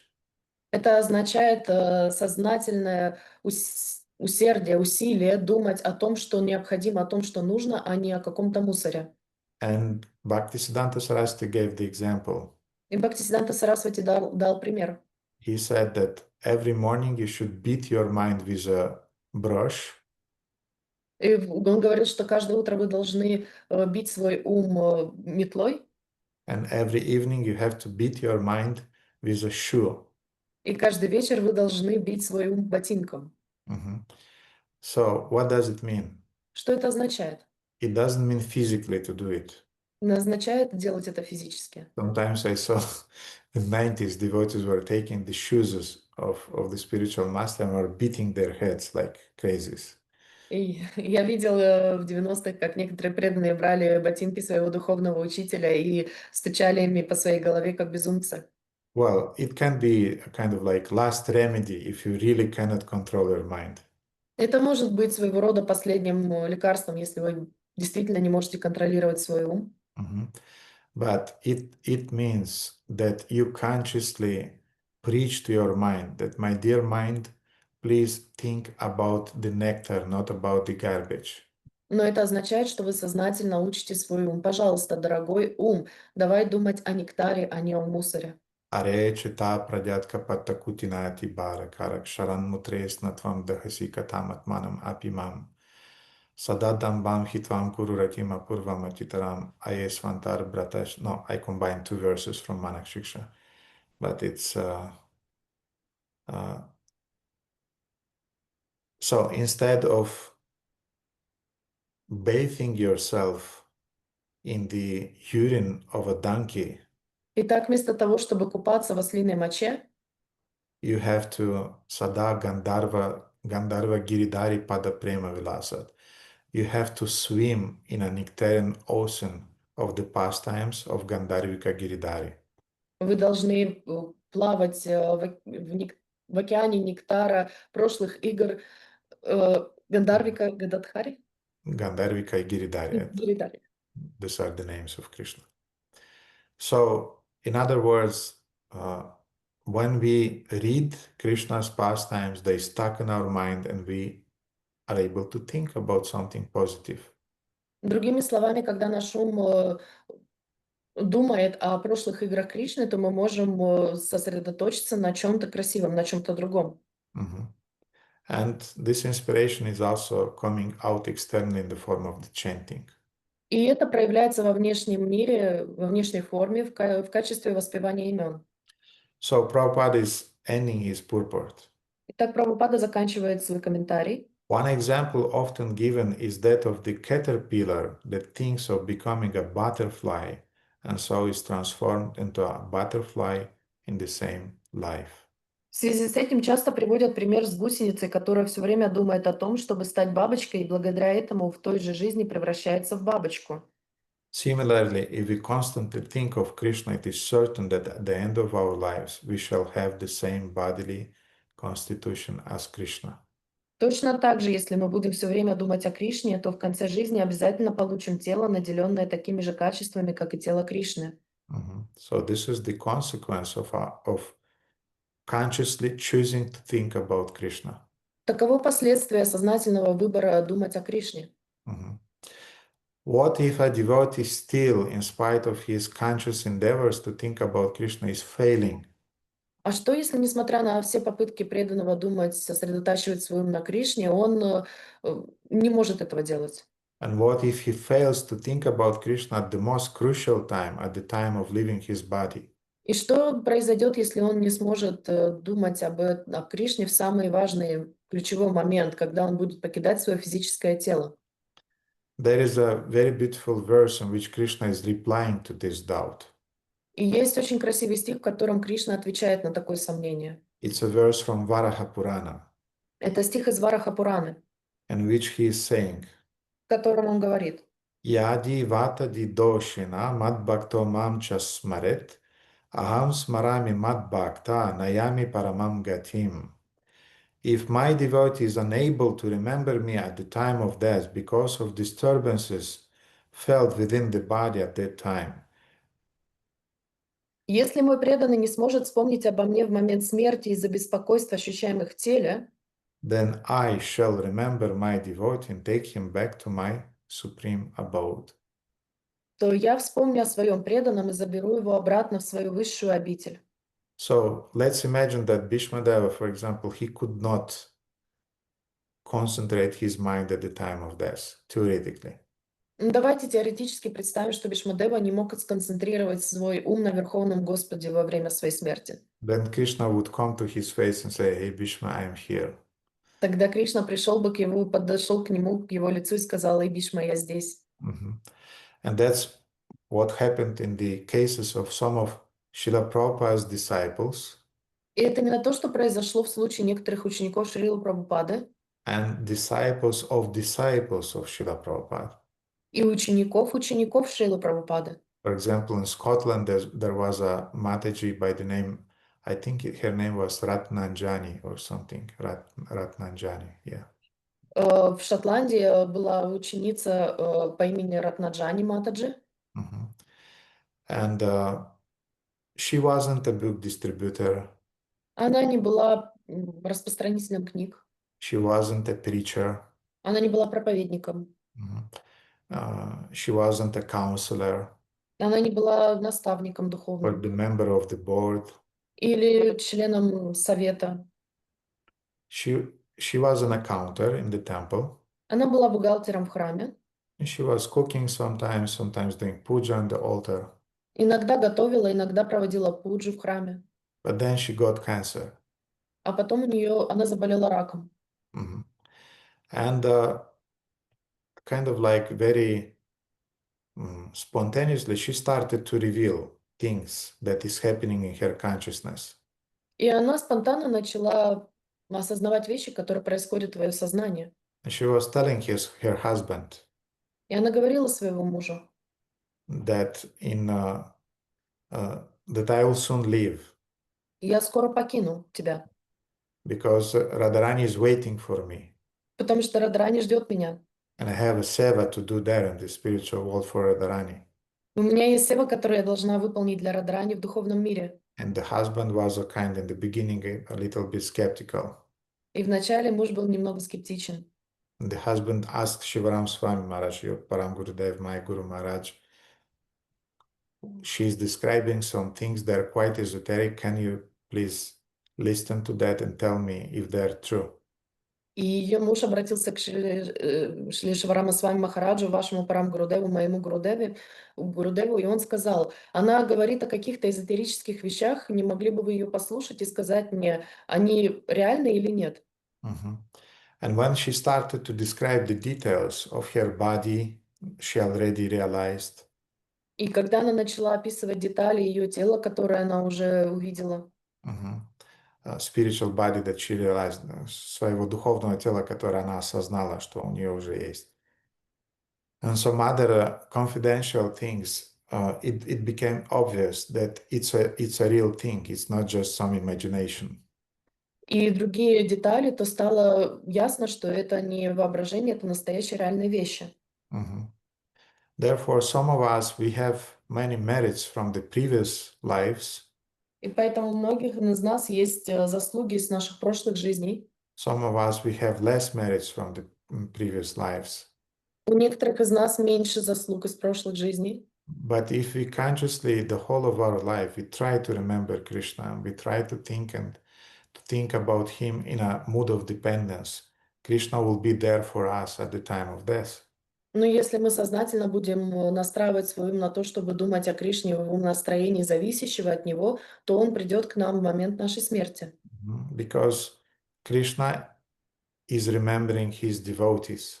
Потому что Кришна помнит о своих преданных. Even the young devotees, he is still remembering them. Даже начинающих молодых преданных Он о них тоже помнит. Because he is reciprocating.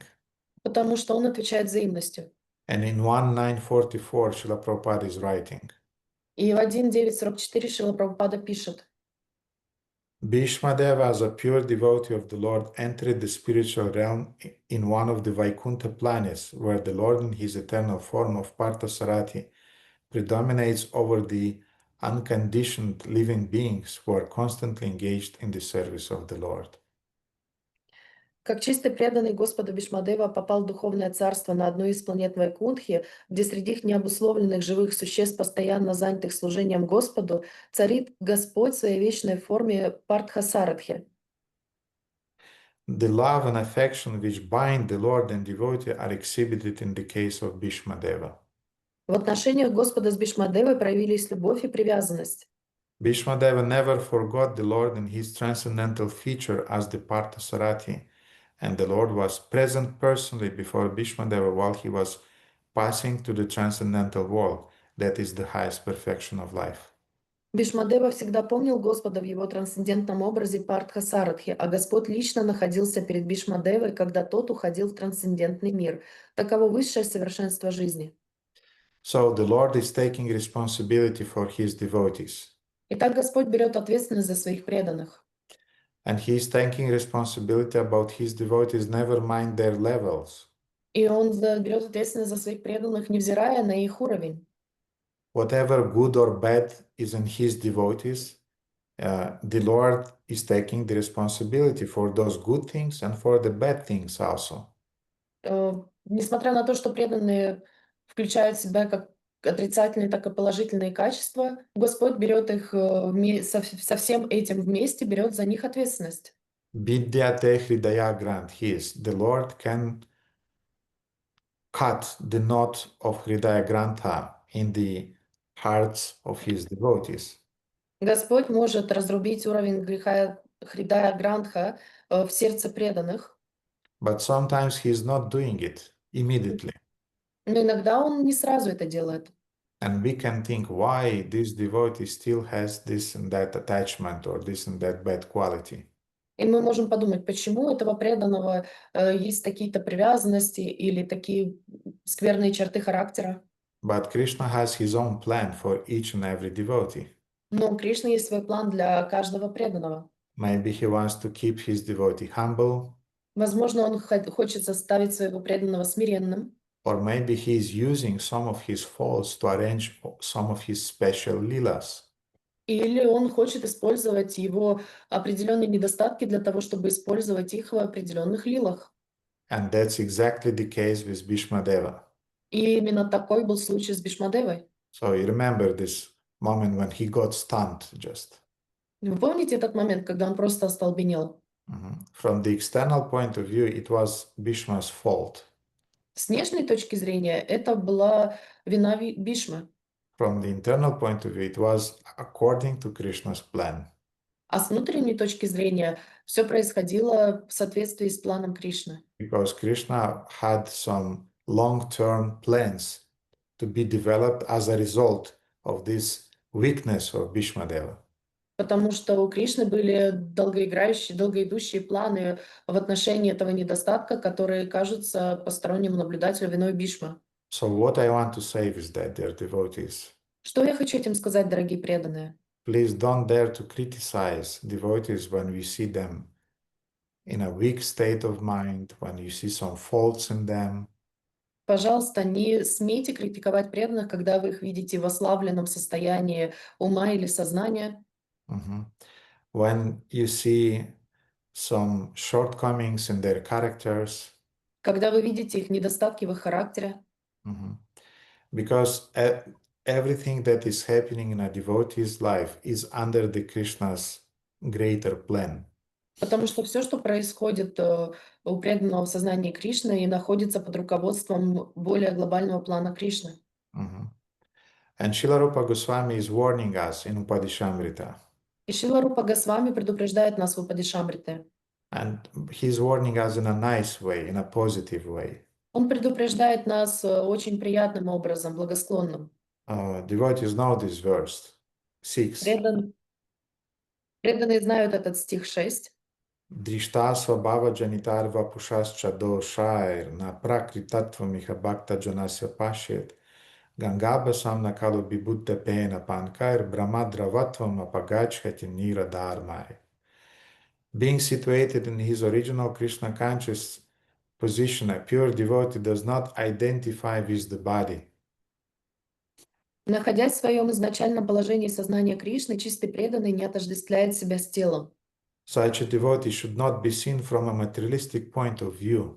Такого преданного не следует рассматривать с материалистической точки зрения. Indeed, one should overlook a devotee having a body born of a low family, a body with a bad complexion, a deformed body, or a diseased or infirm body. Действительно, следует игнорировать преданного, имеющего тело, рожденное в низкой семье, тело с плохим цветом лица, деформированное тело или больное или немощное тело. So now, a practical exercise. Итак, практическое упражнение. So, dear devotees, I'm sure you have in your list some devotees who are touching your nerves. Итак, дорогие преданные, я уверен, что в вашем черном списке есть преданные, которые играют вам на нервах. Mhm. There are some devotees who are your training, what is it called? Тренажеры. Тренинг машин. Training machines, yes, of your humility, tolerance, and so on. И есть преданные, которые являются вашими тренажерами для смирения, преданности и так далее. So, can you please remember their faces now? Можете сейчас представить себе их лица? Okay, so now listen attentively. Keep in mind their faces and listen attentively. А теперь слушайте внимательно. Представляйте себе их лица и слушайте внимательно. According to your ordinary vision, Согласно обычному видению, твоему обычному видению, то есть про тебя сейчас идет речь. So it's about you, about me, about you, all of you. Such imperfection may seem prominent in the body of a pure devotee. такие несовершенства могут казаться заметными в теле чистого преданного. But despite such seeming defects, the body of a pure devotee cannot be polluted. Но несмотря на такие кажущиеся дефекты, тело чистого преданного не может быть осквернено. So you can think, but she's doing that, and he's doing that, and she said that, and she doesn't have a good-looking nose, and her hairstyle is horrible, and this and that. So you have a long list of different pretensions towards the persons. Ну, вы можете подумать, но она сказала это и вот это, а еще у нее нос неправильной формы, прическа ужасная. У вас может быть целый список вещей, которые вас вызывают недовольство этим преданным. He is laughing too loudly, Он слишком громко смеется. or she is eating. Она чавкает во время еды, я не знаю, как это сказать. Or she's making noises while she's eating. Oh my God, I remember in the ashram. Yeah. So there this is one of the things that I learned when I was a kid, that you should eat with a closed mouth. I mean, you should be gentle when you're eating, not like an animal, you know. И я помню в ашраме, Господи, значит, в детстве меня научили, что ты должен есть с закрытым ртом, то есть сделать это аккуратно и без звука. Some of our brahmacharis were eating, you know, and everything was falling from their mouths around. Некоторые брамачари наши ели, у них все изо рта просто вылетало. And they were very happily doing it. И они очень счастливы были, пока они это делали. Or we had also some devotees who during the night time Или у нас были преданные, которые в ночное время I'm not speaking even about snoring. I'm not even speaking because this was quite normal. Я даже не говорю сейчас про храп, который был чем-то нормальным, обыкновенным. But it was snoring. I mean, the walls were shaking. Но это был прям храп-храп, там стены дрожали. But besides that, when somebody is snoring, Но помимо этого, когда кто-то храпел, somebody is speaking during his dreams, кто-то говорил во время сна, some of our devotees, they had the problem, они скрипели зубами во время сна. Бруксизм. Bruxism. Мгм. So, Мгм. they were making a sound with their teeth during the night. This was really horrible. Это было по-настоящему ужасно. And they were sleeping not on another bed somewhere, И они не где-то там на другой кровати спали. 3 centimeters from you on their sleeping bag. Они 3 сантиметрах от тебя спали в спальном мешке. So that's how I got used to sleep with earplugs. Так я научился спать с берушами. And I'm sleeping for 35 years. I'm sleeping with earplugs because that's the habit I got in the ashram. И я 35 лет уже сплю с берушами, потому что такая привычка у меня привилась в ашраме. And so these devotees, they really touched your nerves. Эти преданные по-настоящему играют тебе на нервах. And you cannot think that they're saints, И ты не можешь о них думать как о святых. that they're sadhu vartmanu vartanam, that they have to follow their footsteps. Что я должен следовать по их стопам. Then what to think about them? А что же о них тогда думать? How to deal with them? Как с ними справляться? And Rupa Goswami is teaching us. И Рупа Госвами учит нас. He's saying it is exactly like the waters of the Ganga, which Это- sometimes during the rainy season are full of bubbles, foam, and mud. Это в точности как воды Ганги, которые иногда во время сезона дождей полны пузырьков, пены и грязи. The Ganges waters do not become polluted. Воды Ганги не загрязняются. So in spite of making sounds with the teeth during the sleep, Несмотря на то, что они скрипят зубами во сне, in spite of speaking some bad words behind your back, несмотря на то, что за вашей спиной говорят какие-то плохие слова, in spite of stealing your Mahaprasadam, несмотря на то, что у вас крадут Махапрасад, in spite of not allowing you to do this or that service, несмотря на то, что тебе не позволяют делать то или другое служение, they're pure они чистые, because they have faith in Krishna. потому что у них есть вера в Кришну. And the Ganges water do not become polluted. И воды Ганги не загрязняются. Those who are advanced in spiritual understanding will bathe in the Ganges without considering the condition of the water. Те, кто продвинут в духовном понимании, будут купаться в Ганге, не обращая внимания на состояние воды. I am sure devotees heard about the Saint Francis. Я уверен, что преданные слышали о святом Франциске.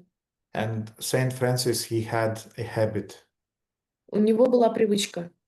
When he saw a person diseased with leper, Когда он видел больного лепрой, he embraced him. он обнимал его. Leper is a contagious skin disease. Лепра – это заразное кожное заболевание. Your fingers, nose is melting as a result of this skin disease. И в результате этого кожного заболевания ваш нос и ваши пальцы растворяются просто. So Saint Francis, he did not have any problem to embrace them and to offer them his compassion and his love. И святого Франциска не было никаких проблем в том, чтобы обнять их и оказать им свою любовь и привязанность. So now you remember the list of those faces that you don't get along. И вы помните список этих 5 фаз, Yeah. которые... No, so I asked you to make a И вы... exercise. Yes, to remember all those people that are playing on your nerves. Итак, я вам сказал представить себе лицо, список тех людей, которые играют у вас на нервах. So I'm not telling you that you should embrace them like Saint Francis. Я не говорю вам, что вы их буквально должны обнять. But at least, so if you are not embracing them, but at least don't criticize them. Но если вы не способны их обнять, пожалуйста, хотя бы не критикуйте их, Because they're like Ganga water. потому что они подобны водам Ганги. Those who are advanced in spiritual understanding will bathe in the Ganges without considering the condition of the water. Те, кто продвинут в духовном понимании, будут купаться в Ганге, не обращая внимания на состояние воды. So in other words, we will go on cooperating with those devotees in the frame of devotional service. Другими словами, мы будем продолжать взаимодействовать с этими преданными в рамках преданного служения. Maybe we will not be so close friends or whatever, but we have to go on cooperating with them. Возможно, мы не будем близкими друзьями с ними и так далее, но мы должны продолжать взаимодействовать с ними. And Rupa Goswami, he is saying that devotees may have two types of shorts. И Рупа Госвами пишет, что у преданных может быть два Two types of imperfections. типа недостатков. Svabhava Janita, Свабхава Джанита which means imperfections born of one's own nature. — это недостатки, которые врожденные по природе. Sometimes a devotee may be a little bit greedy, Иногда преданные могут быть немного жадными. they may be a little bit angry, Они могут быть немного гневными, a little bit revengeful, немного мстительными, stubborn. упрямыми. This is a tough one for me always. Это самое тяжкое для меня всегда. Or a little bit conflictual. Немного конфликтными. So this is called Svabhava Janita, which means the imperfections on the level of his character. И это называется свабхава джанита, то есть недостатки на уровне его характера. And we have Vapu Janita or Vapu Dosha, which means the imperfections, the faults of his physical body. И у нас есть вапу джанита или вапу доша, это недостатки его физического тела. Some devotees are very tall. Некоторые преданные очень высокие, Some devotees are very short. некоторые преданные очень низкие. Some devotees, they have glasses, they don't see well. У некоторых преданных есть очки, они плохо видят. Some devotees may be deaf, Некоторые глухие преданные, may be lame. увечными. But all of these things, all of these imperfections, they don't compromise his or her devotion to Lord Krishna. Но все эти недостатки, они никак не компрометируют его или ее преданность Кришне. So in the same way, in spite of the fact that Bhīṣmadeva had some shorts from time to time, Несмотря на то, что у Бhīṣmadeva были недостатки, происходящие время от времени, he still remains a saint. он все равно остается святым. Recently, we had a situation in ISKCON, Недавно у нас была ситуация в Исконе. another fall down of a leader in our movement. Еще одно падение лидера в нашей общине. And I spoke with Guru Maharaj and asked, Guru Maharaj, how can this happen? I mean, I'm sick and tired of that. For 30 years, every year, something like that is happening. И я говорил с Гуру Махараджем: Гуру Махарадж, как это возможно? На протяжении 30 лет каждый год что-то подобное происходит. How can an old person get married with his disciple? Как может пожилой человек жениться на своей ученице? And Guru Maharaj responded interestingly. И Гуру Махарадж очень интересно ответил: Don't forget about Lord Brahma. не забывай о Господе Брахме. Lord Brahma got seduced by his own daughter. Который пленился своей собственной дочерью. Don't forget about Lord Shiva and Mohini Murti. Не забывай о Господе Шиве и Махини Мурти. Don't forget about hundreds of different sages described in Puranas who fell down also because of some inattentions. Не забывай о сотнях святых людей, описанных в Пуране, которые пали из-за своего невнимательности из-за своей. Still, they are authors of different Upanishads, И тем не менее они являются авторами различных Упанишад, different portions of the Vedas, различными частями Вед. and our Lord Brahma, he is the Adiguru of our Sampradaya, И Господь Брахма, он является адигуру нашей сампрадая, in spite of his faults. несмотря на его недостатки. So what I want to say, dear devotees, Так что я хочу сказать, дорогие преданные. we have often this mentality black and white. У нас часто есть этот менталитет черно-белого. So devotees are either black or either they're white. Так, преданные у нас либо черные, либо белые. They're either pure devotees or dirty devotees. Они либо чистые преданные, либо грязные преданные. Unfortunately, life is not like that. К сожалению, жизнь, она не такая. You'll have pure devotees У вас будут чистые преданные around you вокруг вас, and even advanced senior Vaishnavas around you и даже старшие преданные вайшнавы, окружающие вас, who will have some spots here and there in their character or in their bodies. у которых есть то тут, то там определенные недостатки в их телах или характере. Now imagine that you have a golden chain, А теперь представьте, что у вас есть золотая цепь, and you know that the chain is consisted of those, what are they called in English? There, those, I don't know the word. So, Звенья. да, я знаю, что на русском это звенья, да, но я не знаю на английском. circuit, chain. So yeah, the chain is consist of those little chains, let's say like that. Да, и так цепь состоит из этих маленьких частей цепи. And sometimes those little chains, they have some imperfections, they have some spots. Иногда у этих цепей, у этих частиц цепей есть определенные недостатки, определенные места с недостатками. Some scratches or some black spots, whatever. Некоторые царапины или темные пятна и так далее. But so long as that chain remain in the chain of, I mean, how to say, remain connected with other chains, Но пока эта цепь остается в слиянии с другими частями цепи, пока это звено, звено, then it's playing its perfect role because it doesn't broke the chain. тогда оно играет свою роль идеальным образом, потому что оно не дает цепи развалиться. So now I'm not saying that abuses or sex with the lady disciples is just a small scratch and small black dot, you know. Я не говорю, что абьюз или женитьба с молодой ученицей являются всего лишь каким-то незначительной царапиной или пятнышком.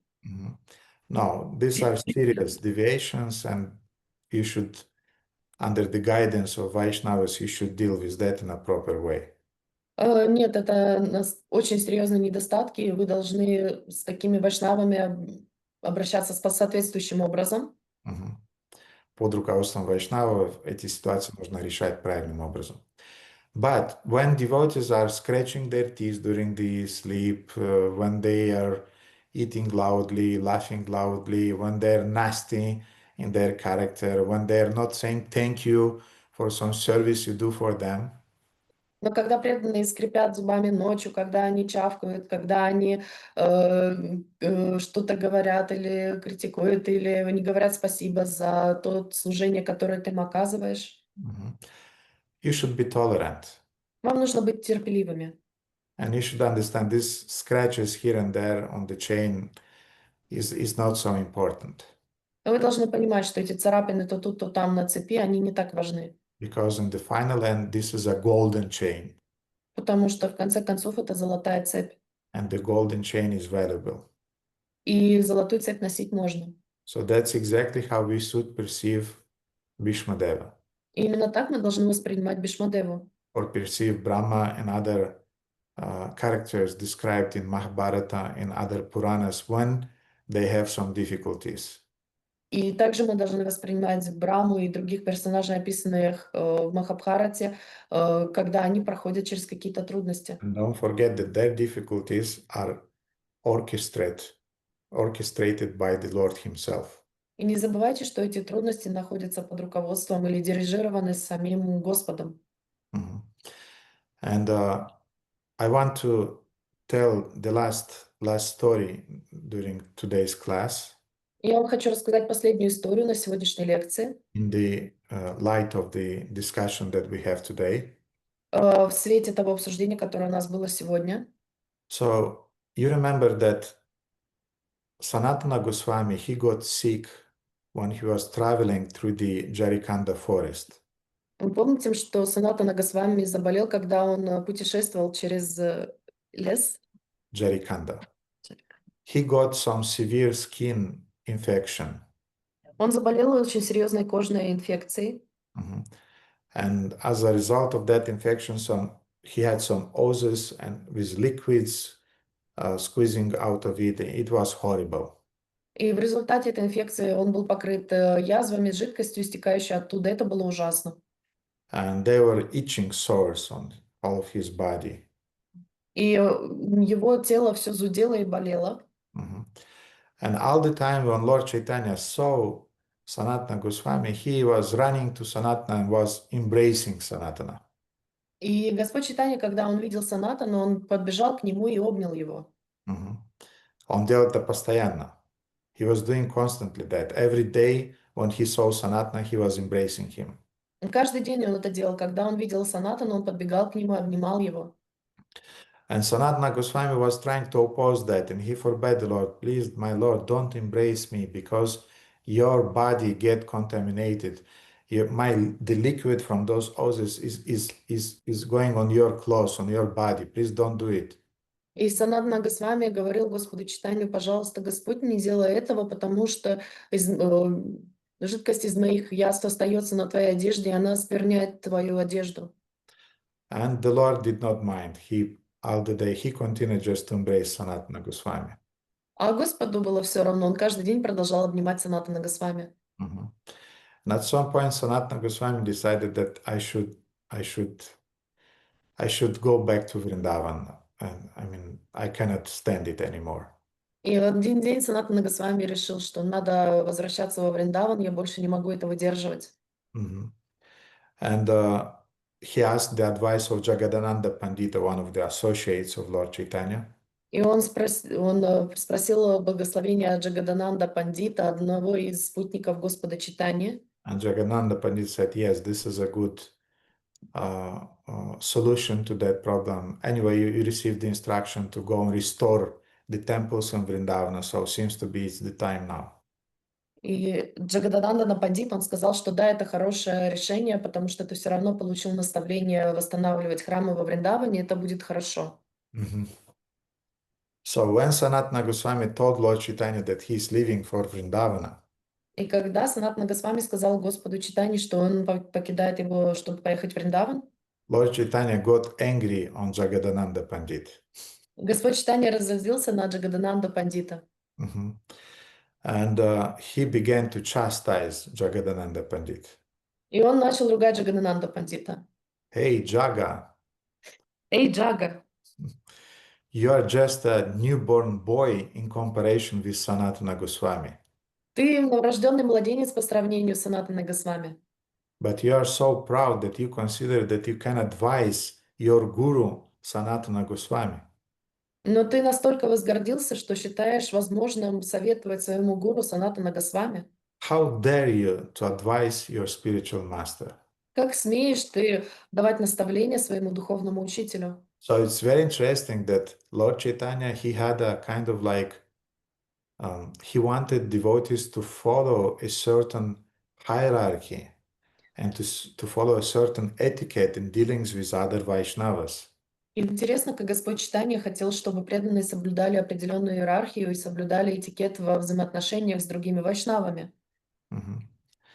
And he demanded respect towards Vaishnavas, especially towards senior Vaishnavas. И он требовал уважения к вайшнавам, особенно по отношению к старшим вайшнавам. So when Sanatana Goswami heard Lord Chaitanya chastising Jagadananda Pandit in that way, И когда Санатана Госвами услышал, как Господь Чайтанья ругает Джагадананду Пандиту таким образом, now Sanatana Goswami did something amazing. Санатана Госвами сделал что-то невероятное. He said, my dear Lord, he fell at the feet of Lord Chaitanya, embraced his feet and said, my dear Lord, now I understand that you are more merciful to Jagadananda Pandit than to myself. Тогда он упал к стопам Господа Чайтаньи, обхватил их и сказал: «О, дорогой Господь, теперь я понимаю, что ты гораздо более милостив Джагадананда Пандиту, чем ко мне. He is more fortunate than me Он более удачлив, чем я, because you chastise him because you love him. ты ругаешь его, потому что ты любишь его. But since you don't love me so much, therefore you never dared to chastise me, directly at least. Но потому что ты не так сильно меня любишь, ты никогда не позволял себе ругать меня, по крайней мере, открытым образом. You are making Jagadananda drink the nectar of affectionate relationships. Ты даешь возможность Джагадананде пить нектар близких взаимоотношений. But me, you're offering just some prayers, some very formal, honorable words. А мне ты даешь только восхваление, только возвышенную славу этих слов, Which is like the bitter juice of a neem tree. которые подобны горькому нектару дерева Ним. So it means that you really did not accept me in your confidential entourage. А это означает, что ты по-настоящему не принял меня в свое близкое окружение. But anyway, my lord, you are independent, you are doing whatever you want, so I don't demand it. Но в любом случае, Господь, ты являешься независимым, и я не буду от тебя этого требовать. Ты будешь делать все, что хочешь. So an obvious lesson that we can draw from this case Очевидный урок, который мы можем извлечь из этого случая, is that when the spiritual master is chastising somebody, когда духовный учитель ругает кого-то, it means that he is allowing that person to be in the confidential entourage of himself. он позволяет этому человеку находиться в близком окружении своем. But when he's not so sure about the disciple, he's not chastising him or her. Но когда он не так сильно уверен в ученике или ученице, он не так сильно ругает ее или ее. So the Lord Chaitanya always was quarreling with Jagadananda because Jagadananda also he was biting back. И Господь Чайтанья, он всегда ругал Джагадананду, потому что тот ему всегда отвечал в ответ. Jagadananda actually he was the incarnation of Satyabhama, one of Krishna's queens.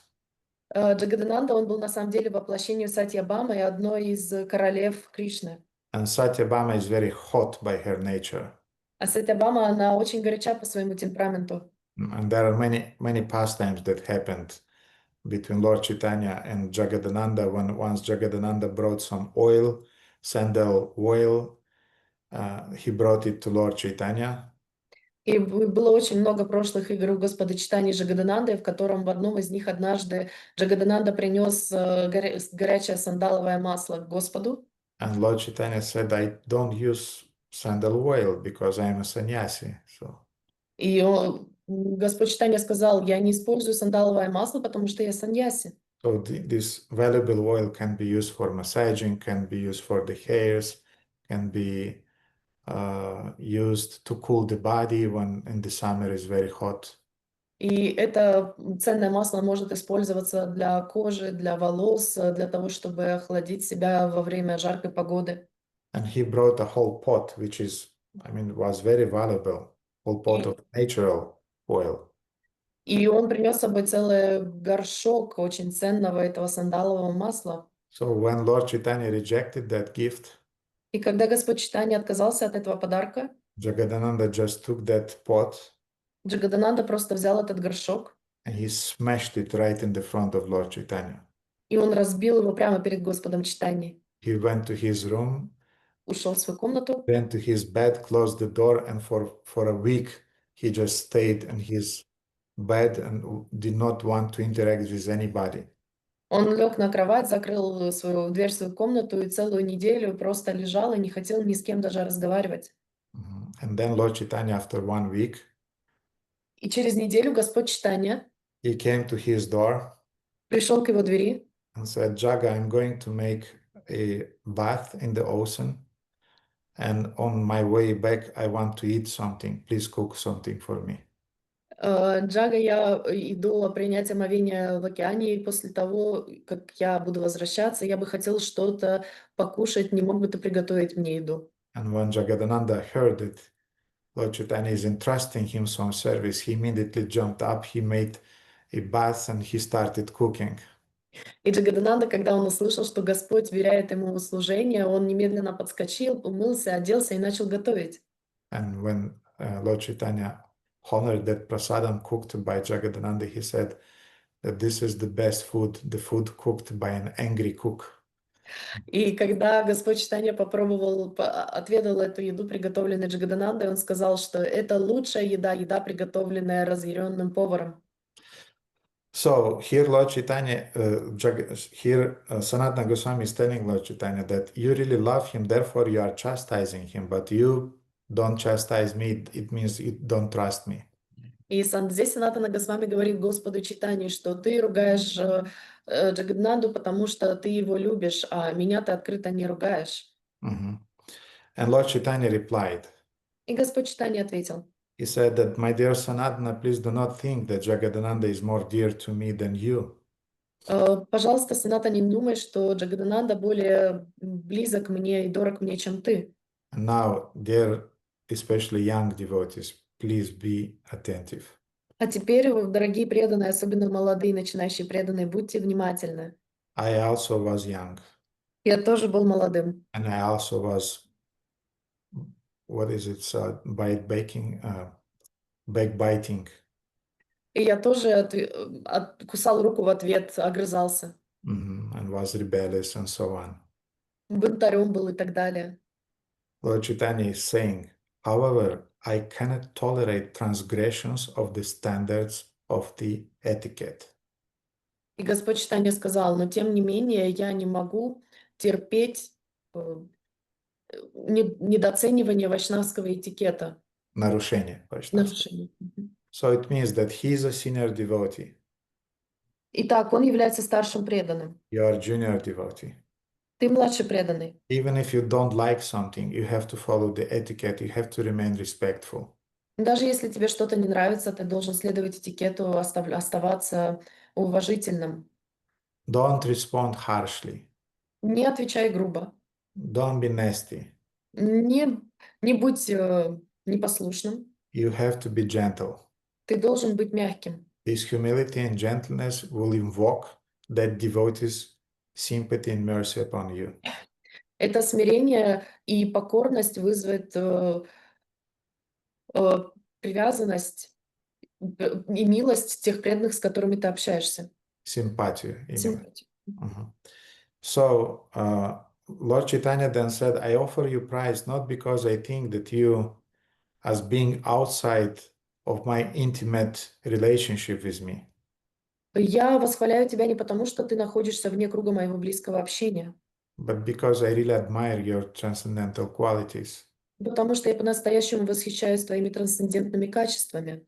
And then Lord Chaitanya said, although one has affection for many persons, И Господь Чайтанья сказал, что несмотря на то, что у кого-то есть симпатия ко многим людям, different types of ecstatic love awaken according to the nature of one's personal relationships. различные виды экстатической любви пробуждаются в зависимости от личностных качеств того человека, к которому они испытываются. For example, my Guru Maharaj, he has with some devotees, he has some very joking relationships. Например, мой Гуру Махарадж, у него есть взаимоотношения очень веселые, шутливые с какими-то преданными. With other devotees, he is very formal. А с другими преданными он очень формален. With other devotees, he's chastising them. А с другими преданными он их ругает. With some devotees, he's discussing some very confidential topics. С другими преданными он обсуждает очень конфиденциальные темы. With other devotees, he's organizing things. С другими преданными организует какие-то вещи. So a spiritual master with different types of devotees will have different types of relationships.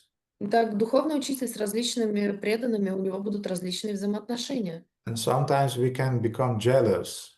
И иногда мы можем заревновать. Why he is joking with her and never speak with me? Почему это он с ним шутит, а со мной никогда не разговаривает?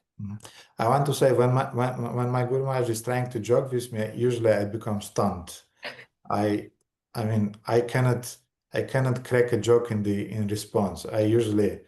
I am saying, Guru Maharaj, please accept my obeisances. So this is my response. He's never joking with me, therefore. Я, например, когда мой Гуру Махарадж пытается со мной пошутить, я не могу шутить ему в ответ или сказать как что-то веселое. Я просто складываю свои руки и говорю: Гуру Махарадж, примите, пожалуйста, мои поклоны. И поэтому он никогда со мной не шутит. He sometimes is discussing some philosophical things with me. He's speaking about the future of our movement.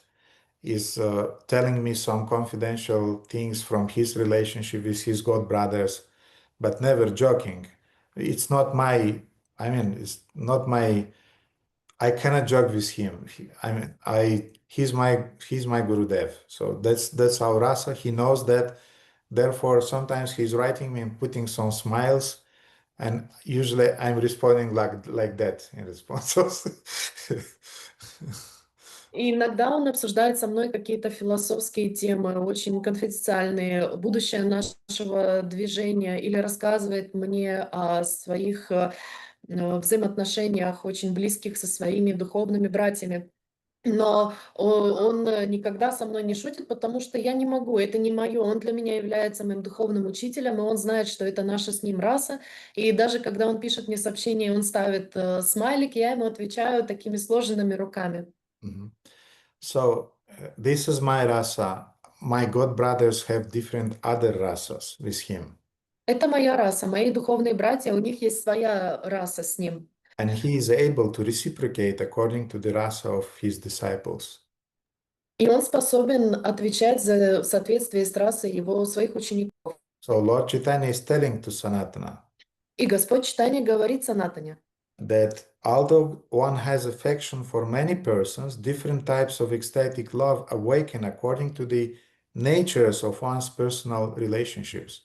и несмотря на то, что у кого-то может быть определенная симпатия ко множеству людей, экстатическая любовь пробуждается по-разному в соответствии с личностными качествами того человека, к кому эта симпатия чувствуется. So don't try artificially to build a relationship which is not natural for you with your spiritual master. Поэтому не пытайтесь выстроить взаимоотношения фальшивые, которые не являются вашей истинной природой со своим духовным Guru учителем. Maharaj, you are chastising him, it means you love him, but you never chastise myself. Please chastise me. I'm ready. Гуру Махарадж, вы всегда ругаете его, означает, что вы его любите. Пожалуйста, ругайте меня тоже, я готов.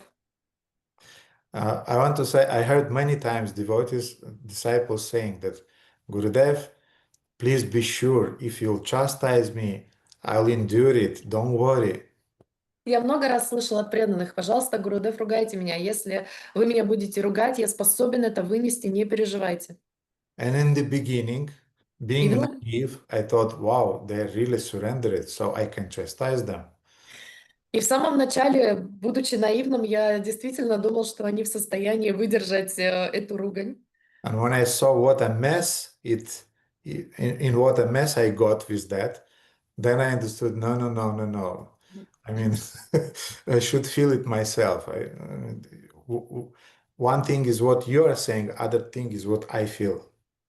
И после того, как я начал это практиковать, я увидел, к какому беспорядку привело меня все это. И я тогда сказал: нет, воу, стоп, я тогда буду делать не то, что ты мне говоришь, что я могу делать, а то, что я чувствую делать по отношению к тебе.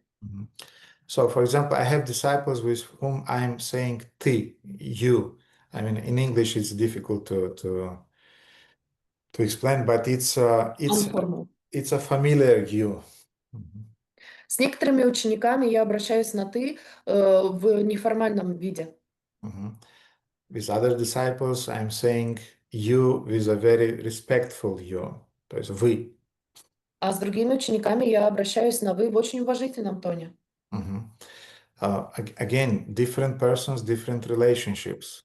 Снова, опять же, разные личности, разные взаимоотношения. It doesn't mean you love one and you don't love another. Это не означает, что вы любите одного и не любите другого. No, it's the same love manifested in different attitudes, different rasas. Нет, это та же любовь, проявленная в различном взаимоотношении, в различных расах. And now Lord Chaitanya started to chastise a little bit Sanatana Goswami. И теперь Господь Чайтанья начал немного ругать Санатана Госвами So in order to demonstrate him that he really loves him, для того, чтобы продемонстрировать его, что он по-настоящему ему любит. and he's saying, "You're forbidding me to embrace you." Ты запрещаешь меня себя обнимать. Mhm. But I consider that your body is transcendental. Но я считаю твое тело трансцендентным. Aprakrita deha tomara prakrita, kabunaya tathapi tomara tate prakrita buddhi hoya. Actually, your body is transcendental, never material. You are thinking of it, however, in terms of a material conception. Ты считаешь, тело преданного никогда не бывает материальным. Оно трансцендентно, исполнено духовного блаженства. Мгм. Это второй стих после этого. Мгм. Да. Um, На самом деле ваше тело трансцендентно, никогда не материально, однако вы думаете о нем в терминах материальной концепции. mhm. So now an interesting thing is also that Lord Chaitanya was embracing Sanatana Goswami in spite of him having those sores on his body. И еще один интересный момент. Господь Чайтанья обнимал Санатана Госвами, несмотря на то, что у него были эти повреждения, раны на коже. Sometimes we are looking at the devotee Иногда мы смотрим на преданного, and we are thinking, the last thing I would like to do is to embrace that person. и мы думаем, что последнее, чего бы я хотела, это обнимать этого человека. He's so nasty, Он такой вредный, has so many faults. столько у него недостатков. But the spiritual master yet is embracing that devotee. Но духовный учитель, тем не менее, обнимает этого преданного. Why is that? Почему так? Because the spiritual master is seeing things that you don't see. Потому что духовный учитель видит вещи, которых вы не видите. You see sores, you see imperfections, Вы видите раны, вы видите недостатки. but he is seeing the devotion, he is seeing the Vaishnavatva, the quality of a Vaishnava and that disciple. Он видит достоинство, он видит положительные качества преданного. Or the spiritual master is appointing some senior devotee to organize something. Или духовный учитель дает положение какому-то преданному для того, чтобы он что-то организовал. To organize a festival, for example. Чтобы организовать фестиваль, например. And we are thinking, my God, how can he appoint this person because he has so many shorts, so many imperfections? И мы думаем, как он мог назначить этого человека на такую должность? У него столько недостатков, столько минусов. But this is according to our vision.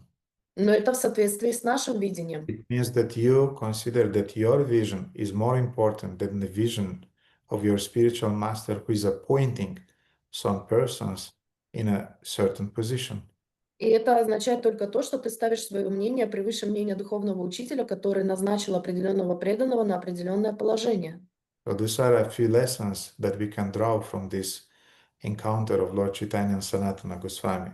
Вот несколько уроков, которые мы можем извлечь из взаимодействия Господа Чайтаньи и Санатана Госвами. So Lord Chaitanya then said the famous verse, Diksha Kale Bhakta Kare Atma Samarpan, Sei Kale Krishna Tare Kare Atmasan. И затем Господь Чайтанья сказал этот знаменитый стих. At the time of initiation, when a devotee fully surrenders into the service of the Lord, Krishna accepts him to be as good as himself. В момент посвящения, когда преданный полностью посвящает себя служению Господу, Кришна начинает считать его равным себе. So a devotee surrenders to the Lord. Итак, преданный предается Кришне.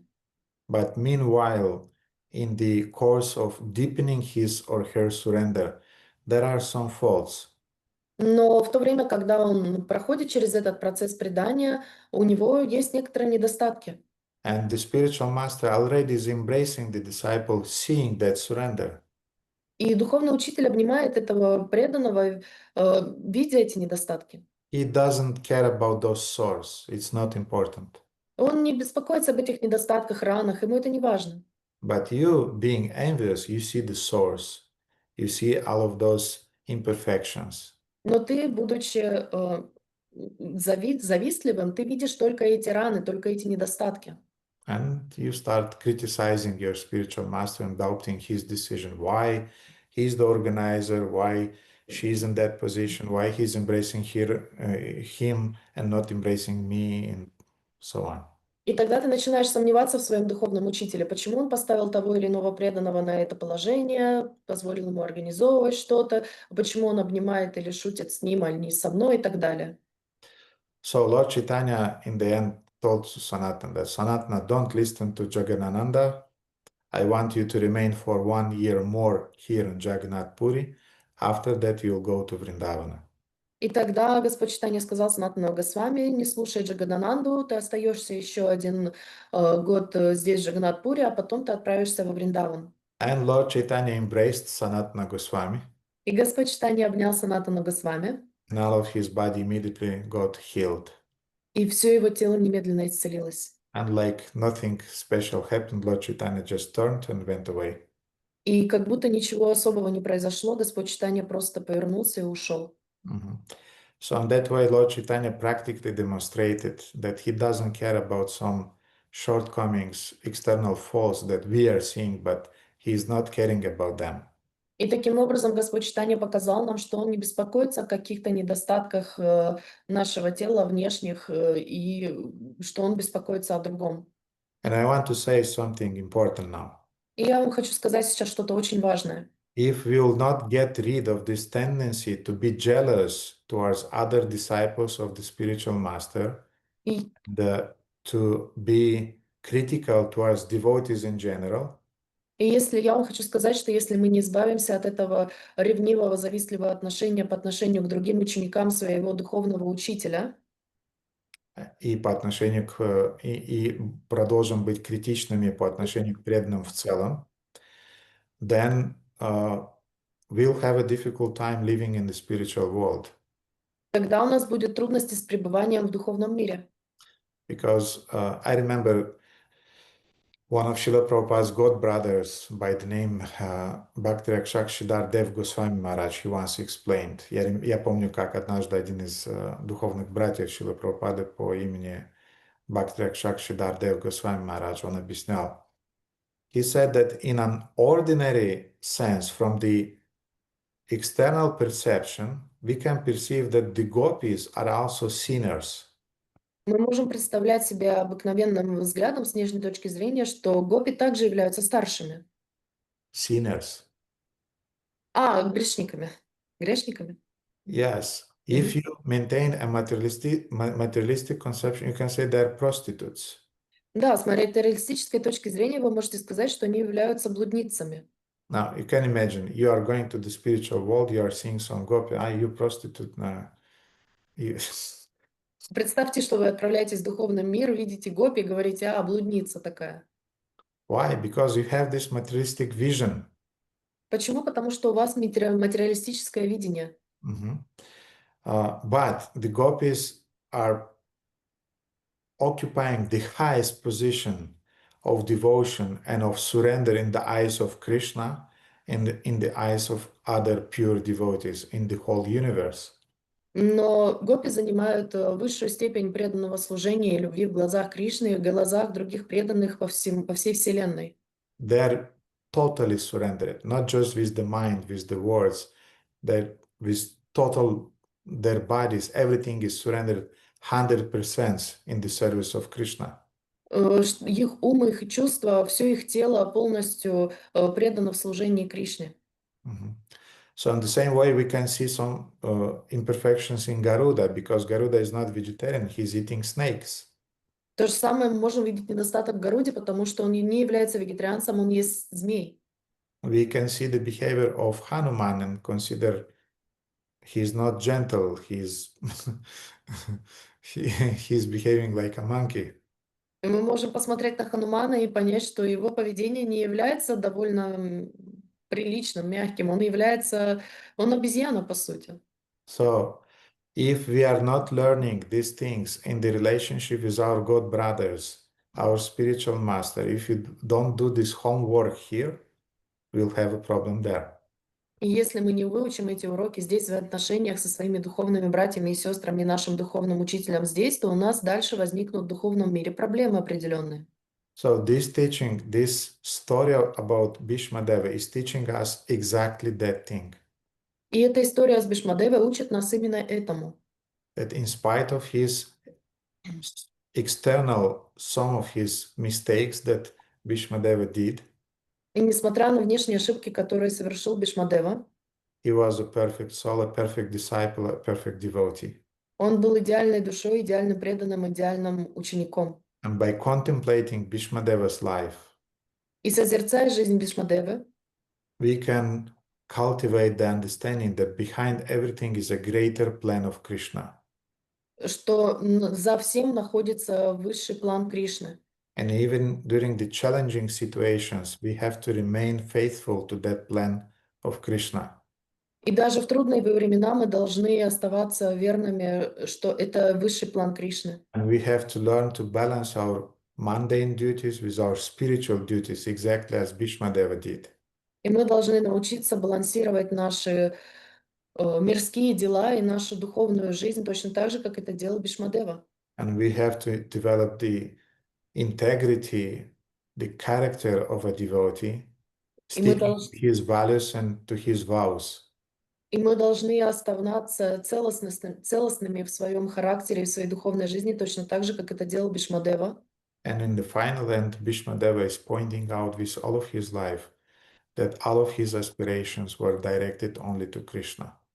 И в конечном итоге Бhīṣmadeva доказал, что все его стремления желания в этой жизни были направлены только к Господу Кришне. So try to see in that list of devotees that you had in your mind today, Постарайтесь увидеть в списке тех преданных, которые у вас возник образ в голове сегодня. try to see some little Bhīṣmadevas in them. Постарайтесь там увидеть маленьких Бhīṣmadев, Try to see some little gopis in them. маленьких гопи там увидеть постарайтесь. Little Hanumans, little Garudas, it's okay. Маленьких хануманов, маленьких город, это нормально. And then life will become easy И тогда жизнь станет проще. because you'll concentrate on the positive things, not on negative things, and you'll learn to cooperate with devotees and will receive all of their support, blessings, and consolations. Потому что вы будете видеть хорошие, положительные вещи, а не недостатки, и тогда вы сможете выстроить серьезные, основательные, доверительные взаимоотношения с другими преданными. И призовете все их благословения, их милость и опеку. Okay, dear devotees, thank you so much for being attentive and you're listening. Maybe you have some questions and you would like to discuss. Then... Хорошо, дорогие преданные, спасибо вам за внимательное слушание, за ваше время. Возможно, у вас есть вопросы, которые вы бы хотели задать. We'll start with Victor. He was the first, then Radhakanta. Начнем с Виктора, он был первым, затем Радаканта. Хари Кришна, дорогой Гурудев, примите, пожалуйста, мои поклоны, все преданные. Рад видеть новые лица в вашей санге, новых преданных. Спасибо вам большое. У меня два вопроса, если позволите. Один по сегодняшней лекции, а второй по прошлым лекциям, по этому семинару. Да. И когда вы сегодня говорили про идентичность семейную, принадлежность к семье, я вспомнил в одной из лекций, вы хорошую такую удивительную историю рассказывали, как вы были в паломничестве, и к вам подошел молодой браман и спросил, к какой вы готре относитесь. И я не совсем помню детали, но я помню, что она меня впечатлила. Можете вы погрузить нас снова в эту историю, пожалуйста? So when you said about the identity towards the family of the devotees, I remember the story of a Brahma in which when you were паломничество? In a pilgrimage. In pilgrimage, you met a Brahma who asked to which gotra you belong, and you told the story, which I don't remember. Can you put us again in that nectar story? So that story started with another incident that happened. Эта история началась с другого инцидента, который произошел. After maybe 2 years of living in Brahmachari ashram, once I came to visit my parents. После примерно 2 лет пребывания моего в ашраме я навестил своих родителей. And when I came to my parents, then I went through the courtyard where usually I was playing with my friends before Krishna consciousness, playing football and doing other crazy stuff there. И я проходил мимо двора, где я играл со своими друзьями до сознания Кришны, до ашрама. And there was a pause. Somehow I had to sit on a what is it called? Бенч. Bench, yes, in the courtyard, waiting for my mother to come after the work. И я должен был присесть на лавку для того, чтобы дождаться свою маму, чтобы она пришла с работы. And as devotees usually do, they're taking off their Bhagavad Gita and they started reading. And that's exactly what I did. И что обычно делают преданные? Они достают свою Бхагавад-гиту, начинают читать, и именно этим я и занялся. And then one of my old friend came, then another, then the third one, they came and they started looking, what is he doing? И потом один мой друг появился, другой, третий, и они все стали смотреть, что же я там такое делаю.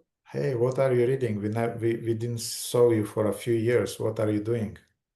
Эй, что ты там читаешь? Мы не видели тебя несколько лет, чем ты занят? And I said, I'm a monk in an ashram. I'm doing some bhakti yoga, and this is a great book to read, Bhagavad Gita. И я сказал, что я являюсь монахом в ашраме, занимаюсь бхакти-йогой, и это прекрасная книга, которую нужно изучать.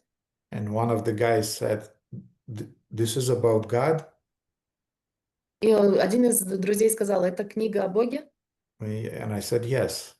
И я сказал, да. And then all of them, they were completely disappointed. И все они были полностью разочарованы. And one of them said that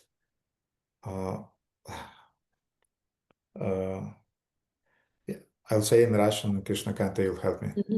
Он сказал, сколько бы ты ни пытался отмолить свои грехи, все равно у тебя не получится. Мы с тобой слишком много их совершили. As much as you wanted to confess your sins, we know you better because we did with you so many things. Anyway, it was half a joke, but I got the message. Это было сказано в полушутку, но сообщение я получил. And I wasn't disappointed. I wasn't sad because, I mean, I believed in the power of the holy name and the power of the Krishna conscious process. But at that moment, I felt something. The first time in my life, spiritual life, I felt something important. Я не был расстроен, я понимал все, и у меня была очень твердая вера в сознание Кришны и в Святое Имя, но это был первый раз в моей духовной жизни, когда я почувствовал что-то особенное. I felt that I don't have anything common anymore with these guys, with my former friends. Что у меня нет ничего общего с этими ребятами, с моими бывшими друзьями. And I felt an intense separation with my friends in the ashrama. И я почувствовал чувство разлуки со своими друзьями в ашраме. With those friends who were snoring, С теми, кто храпел, eating loudly, чавкали во время еды, laughing loudly, громко смеялись and playing on my nerves every day. и играли на моих нервах каждый день. But we were doing book distribution together. Но мы вместе распространяли книги, We were preaching together.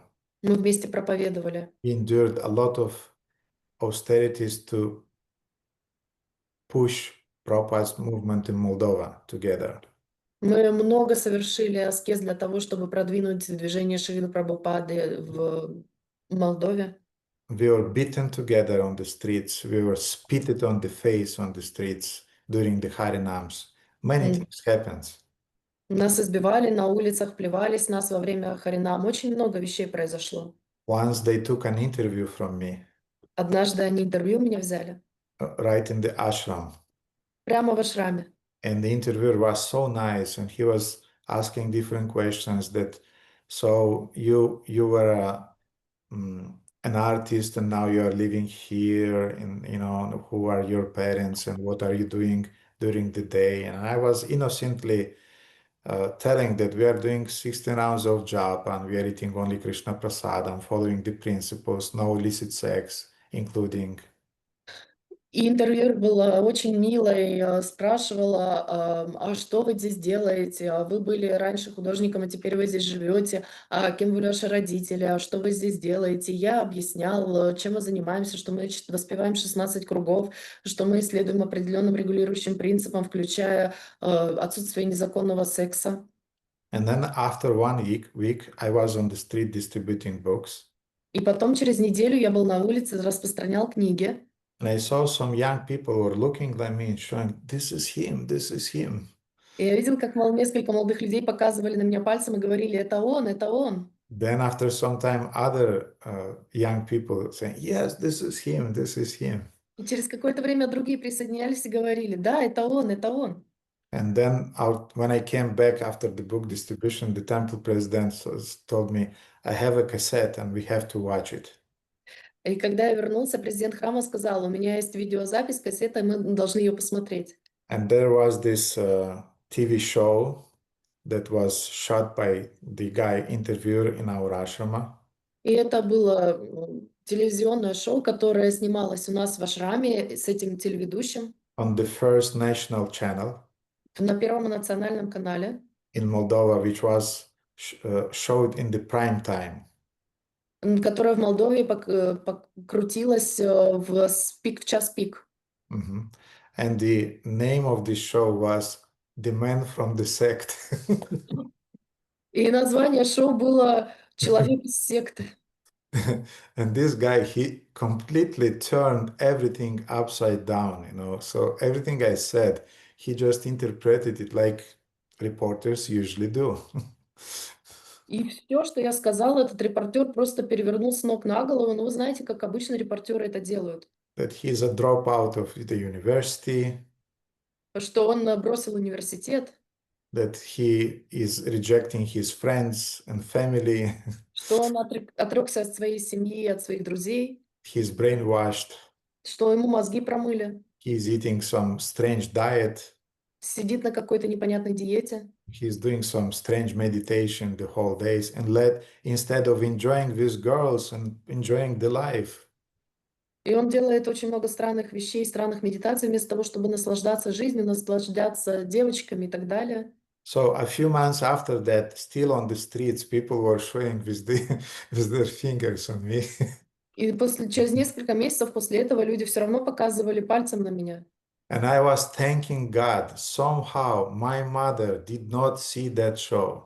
И я так благодарен Господу, что каким-то чудом моя мама не посмотрела это шоу. She already was in panic when some of her colleagues from the work she was working saw me in the street chanting and collecting donations for our Food for Life program. Она уже была обеспокоена тем, что что вы собирали у некоторых из ее друзей пожертвования на различные программы, как пища для жизни, храм и так далее. And they told my mother that you know that your son is a beggar and begging on the marketplace. Ты знаешь, что твой сын попрошайка и что он выпрашивает деньги на рынке? And we had a tradition. We were wearing saffron brahmachari clothes, and with our kurtas, we were walking around the lines on the markets, collecting vegetables, and we were throwing in the basket, and we were going to the temple and cooking, and then distributing prasadam in the streets. И у нас была традиция, мы были одеты в наши шафрановые одежды, вытягивали свою курту впереди нас и собирали в пожертвования различные овощи, потом складывали их в корзину, и после этого готовили эти овощи и раздавали эту пищу на улице. So when my mother was told that your son is a beggar, she was really depressed. И когда моей маме сказали, что твой сын попрошайка, нищий, она по-настоящему вошла в депрессию. And she told me that you do whatever you like, but don't go on the streets begging. И она сказала, делай все, что ты хочешь, только, пожалуйста, не попрошайничай на улицах. I think I avoided after that. I promised her that, okay, I will not do that.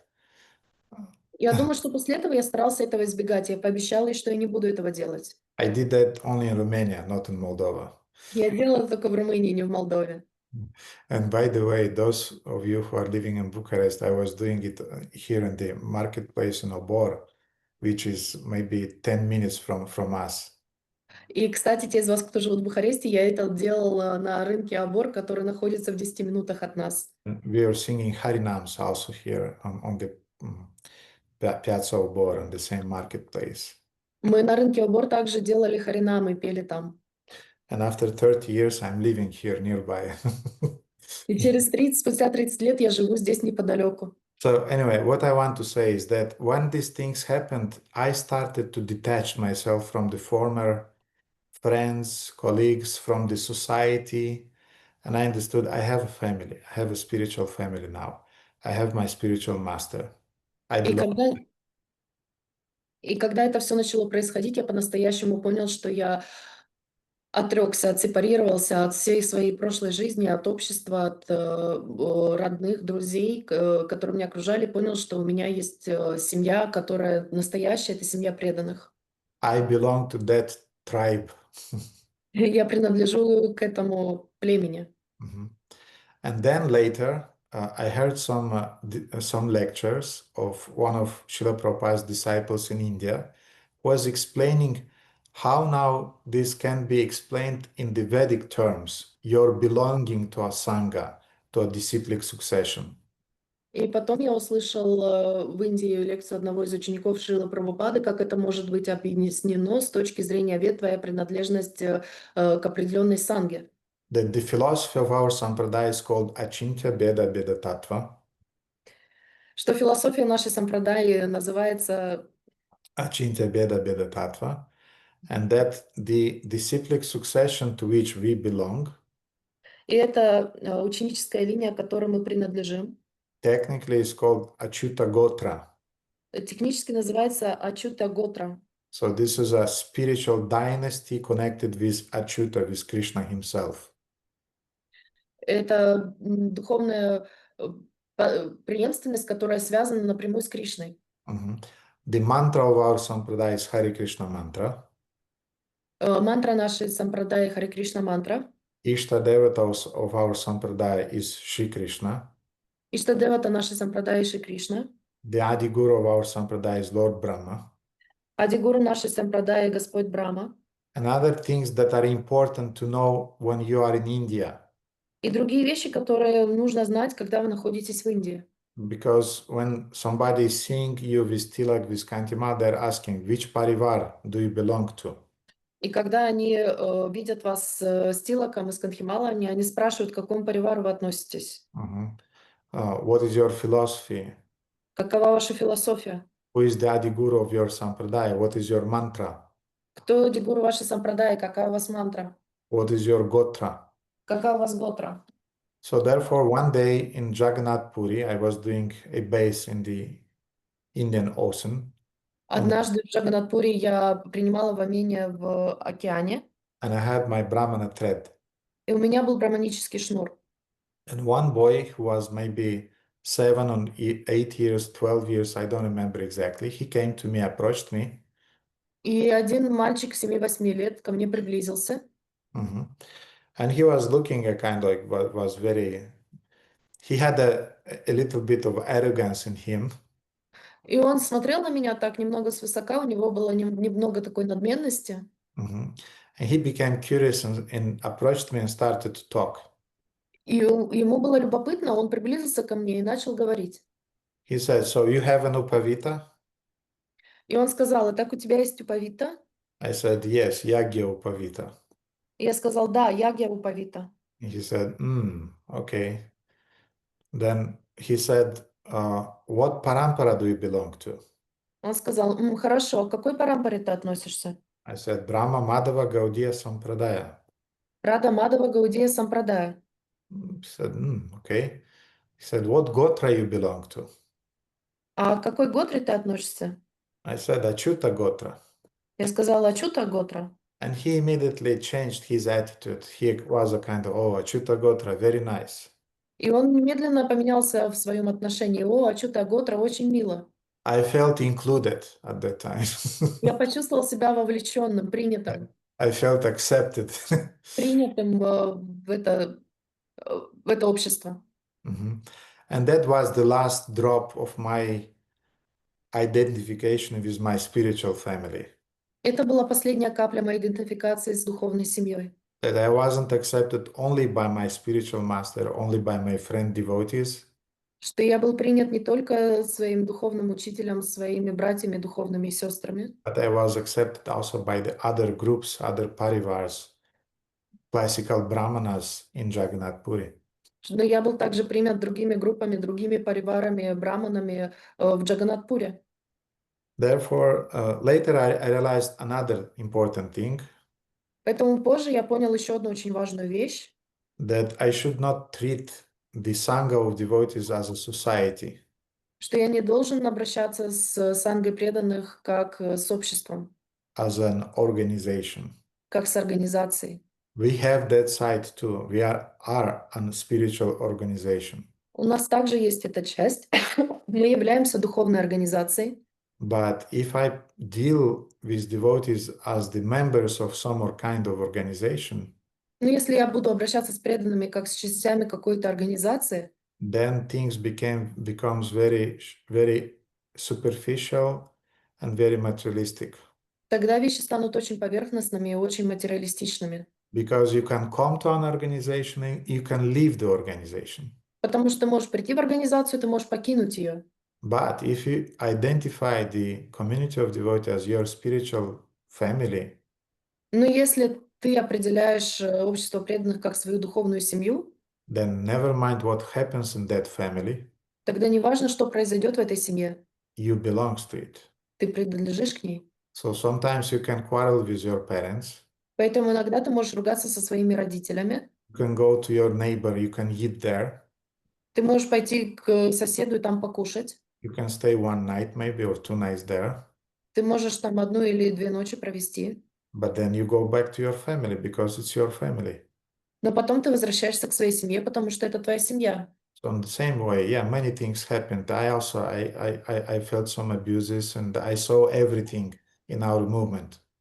Поэтому да, со мной тоже случались определенные вещи, много абьюза, я через многое прошел, Mhm. But it's my family. но это моя семья. I cannot just drop it. Не могу я ее просто бросить. Mhm.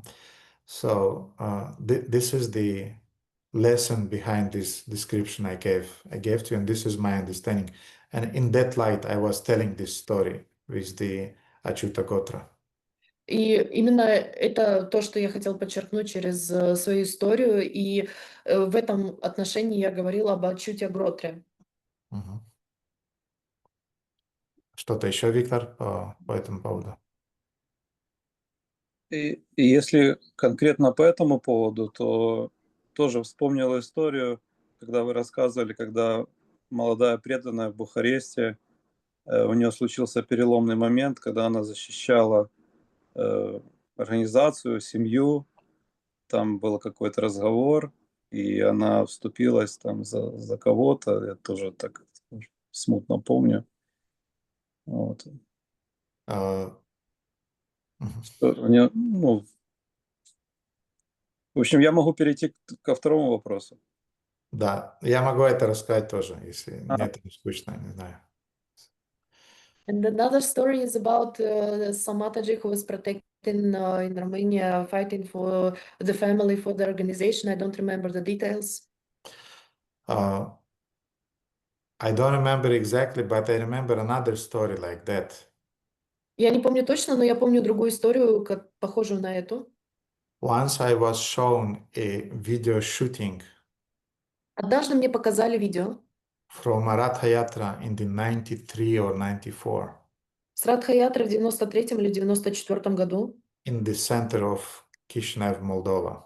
в центре Молдовы, Кишинева. And it was shouted by the members of KGB. Это была съемка агентов КГБ. Mhm. And in the first row, so it was the Ratha Yatra, Indradyumna Maharaj was there with a group of devotees singing. И это была группа преданных, и там в начале Радха-ятры был Индрадюмна, он пел. Devotees were staying with their backs to our national opera theater. И наши преданные стояли спиной к Национальному оперному театру. Mhm. And a lot of people gathered in front of them. И много людей собралось впереди них. And in the front row, И в первом ряду there was my mother была моя мама and my sister. и моя сестра. Sister was really young at the time. Маленькая им была сестра в то время. And people started talking, who are these guys from this sect? What's happening? И люди начали говорить, кто эти люди из этой секты, что происходит? And my mother, she was a kind, they're not sect, you know, they're good people.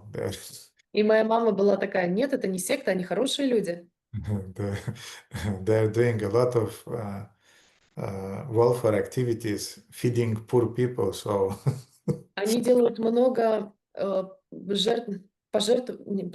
благотворительной деятельности, они кормят голодных людей. And right after that, devotees started taking some buckets with gulab jamuns. И после этого как раз преданные достали несколько корзин с гулаб-джамуном. Ведер. Ведер. They were putting their hands into that juice with gulab jamuns. Они прям руками залазили туда, в эти гулаб-джамуны. And with that dropping of juice, hands, Капельками сиропа they спадающего started раздавали. distribute those gulab jamuns to the people in the crowd. И раздавали эти гулаб-джамуны прямо руками в толпу людей. Right in the hands. Прямо в руки. And my mother took a gulab jamun like that and she ate it. И моя мама взяла гулаб-джамун прямо вот так вот, и она его съела. So when I told her about that video shooting, Когда я сказал ей об этой съемке, видеосъемке, she said, yes, I was there. I took that sweet. она сказала, да, я там была, я попробовала эту сладость. Some people were calling you crazy, but I started to defend you. И некоторые люди назвали тебя сумасшедшим, но я стала защищать тебя. But I wasn't there. I wasn't with devotees there. Why? Because at that time, the day before that Ratha Yatra, I went to Moscow for a festival, Sadhu Sangha festival there. А меня там не было, потому что за день до этого я поехал в Москву на фестиваль. And it was the famous Gauranga Bhajan Band festival in the Moscow. И это был знаменитый Гауранга Банджа фестиваль в Москве. So my mother did not tell me that she will come to that Ratha Yatra. She just was curious. She wanted to investigate what my son is doing. И моя мама не сказала мне, что она пойдет на эту Радха-ятру, она просто была любопытна посмотреть, чем это мой сын там занимается. So anyway, that's the story. Вот такая вот история. Okay, Victor, what question do you have? Мы с преданными на прошлой неделе обсуждали историю, как Bhīṣmadeva получил от своего отца, царя Шантану, благословение и чамритью, которое вы нам рассказывали.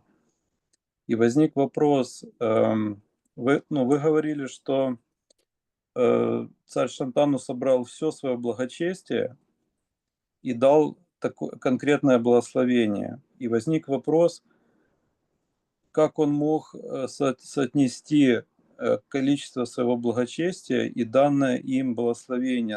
Насколько он был уверен, что оно сработает, понимаете, да, что как это работает. Вот он был уверен, что у него получится дать такое благословение. Откуда он знал об этом?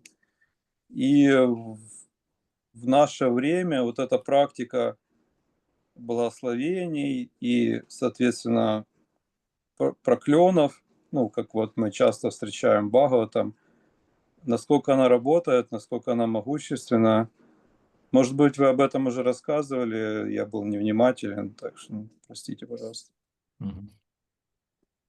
The first question is about Bhīṣmadeva and his father, who gave him the Ichamrityu, the blessing of going away and choosing the time of death. How could they both be sure about the pious activities versus this blessing? How could they scale it? How could they measure it and equalize it so he was sure that he can get the blessing? And at our times, the practice of the blessings, is it lost, or do we have some conditions in which it works? Maybe you just already told about this, but I was not attentive. People who are living in those times, they were more subtle than we, very gross and primitive from the spiritual and moral point of view, people that are living today. Люди, жившие в то время, были намного более тонкими в субтильном духовном плане, намного более чувствующими, чем мы, люди, которые сейчас живут, очень грубые материалисты, не способные чувствовать тонкие вещи. They understood the subtle laws of karma and dharma in the universe. We don't Они, understand these laws and we don't operate in their frames. они понимали тонкие законы дharмы и кармы, которые происходили во Вселенной. Мы сейчас же с вами живем в таком состоянии, в котором мы не можем чувствовать этих тонкостей. And I'll give you an example. Я приведу вам пример. A good parent who knows the art of parenting Хороший родитель, который знает, ведает искусство родительского отношения, when he wants to correct his kid and is making a point, the good parent knows exactly the intonation, the volume of the voice, and exactly the words that needed to be said in order to correct the mistake and to inspire the kid to improve. хороший родитель, он очень тонко знает и чувствует, если он хочет научить своего ребенка чему-то, что является хорошим, он знает, с какой, и подправить его, он знает очень точно, с какой интонацией, с какой высотой голоса и какими словами он должен это сказать для того, чтобы в ребенка это знание вошло. Mhm. Because he has knowledge and he has a feeling and a connection with the kid. Потому что у него есть знания, у него есть чувствование, у него есть связь с ребенком. So in the same way, the Vedic sages, Точно так же ведические мудрецы, they knew the power of their former austerities, they knew the amount of those austerities, and they knew to what degree they can promise something or to give a blessing. они знали, они знали глубину, силу своих предыдущих аскез и обетов. Они знали, какую силу духовную они эти аскезами и обетами накопили, и поэтому они могли пропорционально понимать, какого вида благословения они способны дать. Mhm. So again, being more mystical persons and more subtle persons than we are, they knew the amount of words, intentions that they should say during their blessings that they are giving. И опять же, будучи очень мистическими, очень тонкими по натуре своей существами, они понимали, какими словами они должны оперировать, тоном голоса и так далее, и что именно они могут сказать для того, чтобы превратить свои благословения в явь. So we have here in Romania, we have RON. It's the national currency. И здесь у нас в Румынии есть национальная валюта рон. In Ukraine, you have grivna. В Украине у вас есть гривны. In Great Britain, they have pounds. В Великобритании у них есть фунты, In USA, they have dollars. а в США есть доллары. Now we have a currency on the level of the universe. А у нас есть валюта на уровне Вселенной.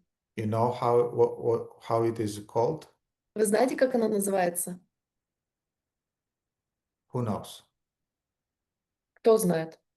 Baladev knows. Please say it, Baladev. Баладева знает.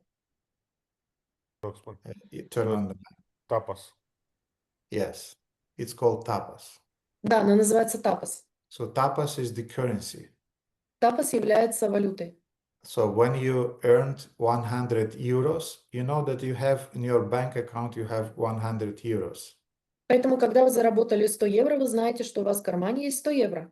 And when you promise, when some neighbor is coming to you and is saying, can you borrow me 100 euros? You're saying yes, because I have it in my account.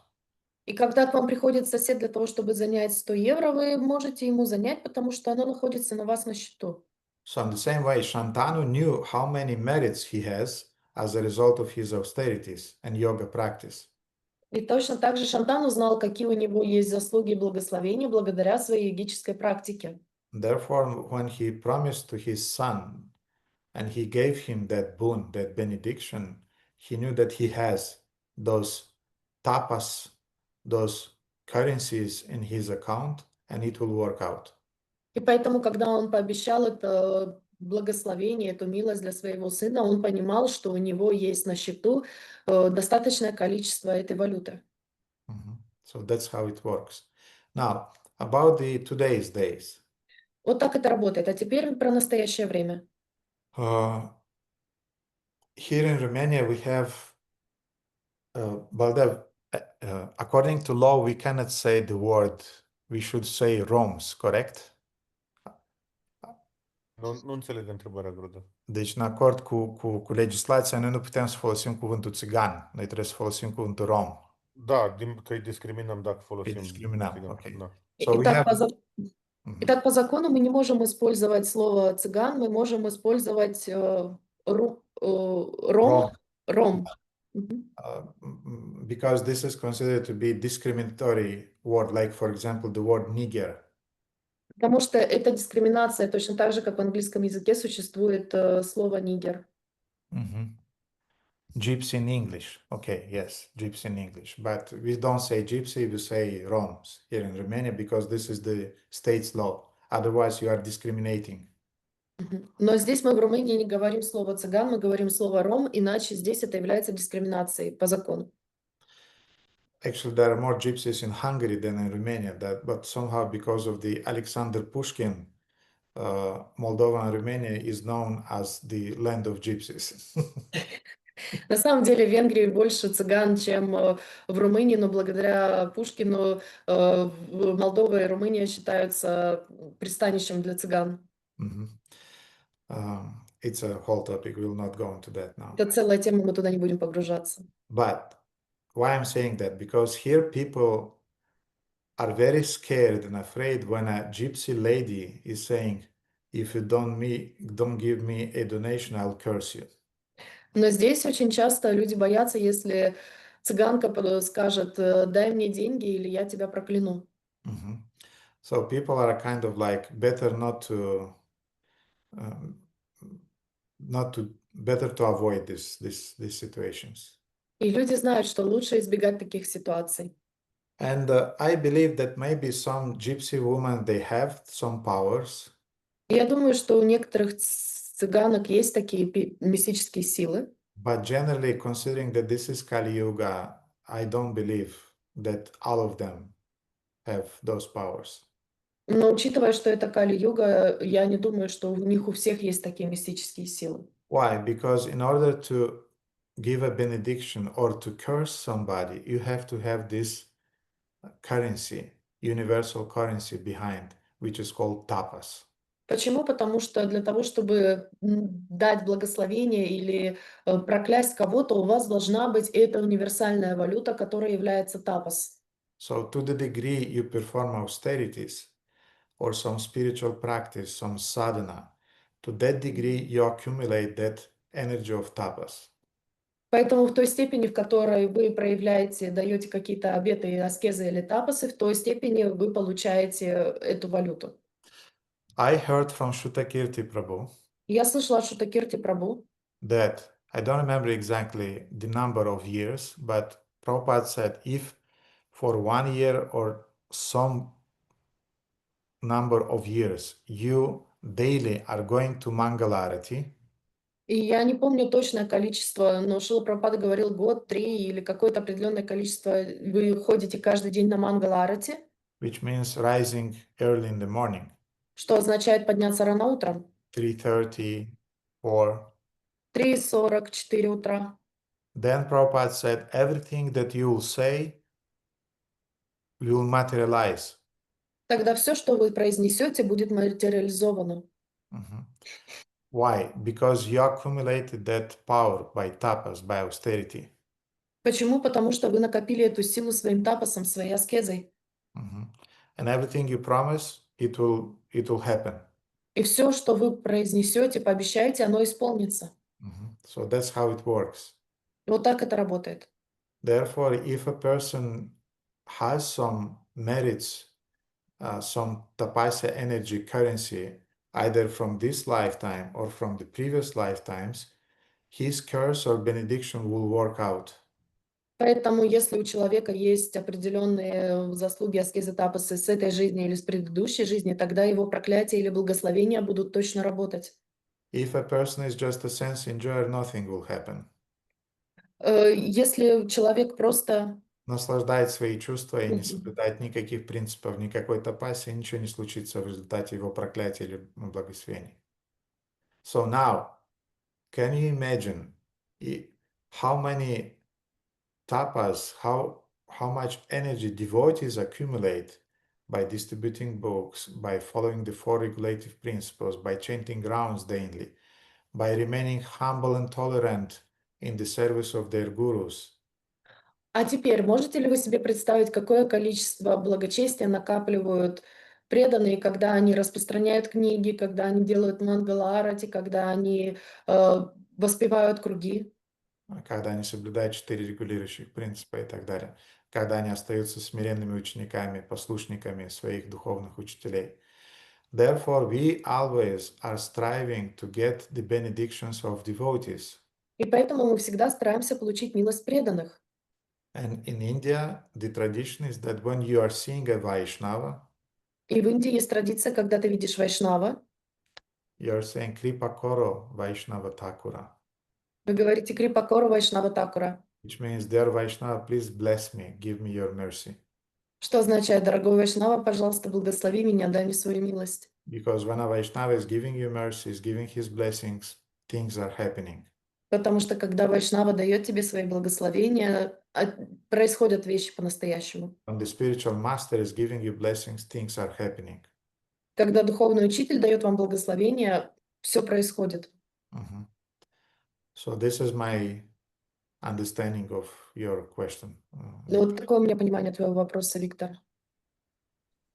Спасибо большое, Гурудев. Очень оптимистично и очень так порадовало меня ваш ответ. Спасибо большое.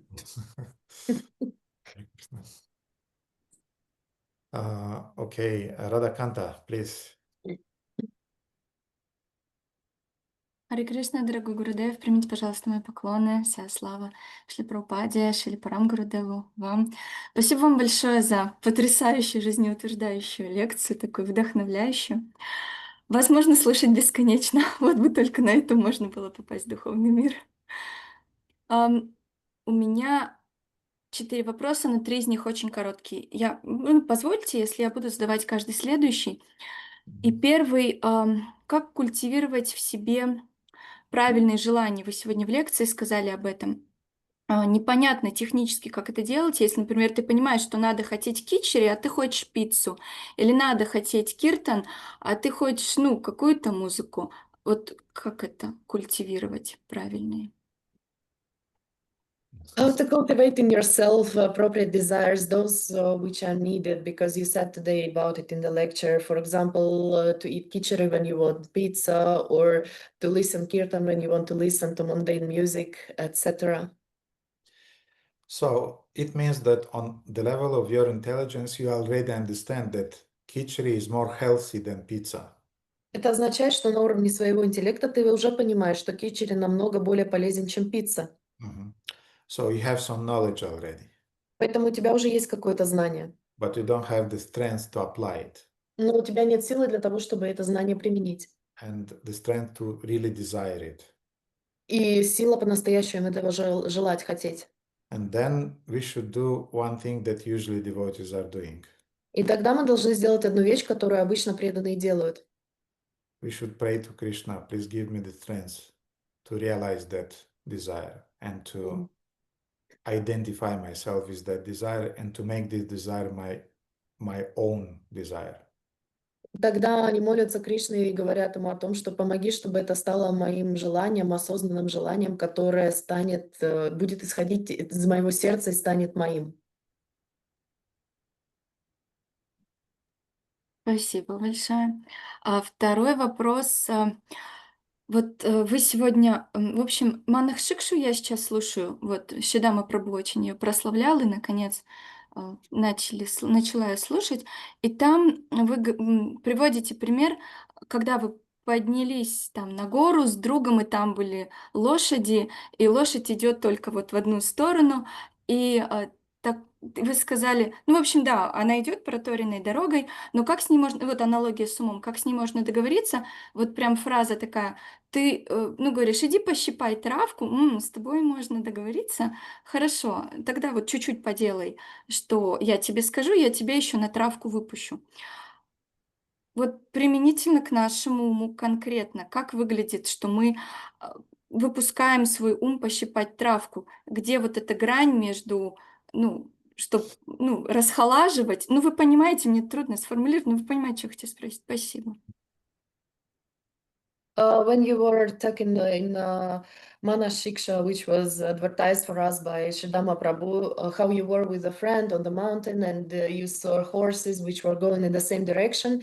Anyways, the thing is that if we will do analogy with the mind, when you can talk with it and you say to your mind, I will give you something and then I will let you to eat grass. So where is the fringe in which we spoil our mind and it becomes reckless, or where we actually have to discipline it? It's hard for me to formulate the question, but I think you understood what I'm trying to ask.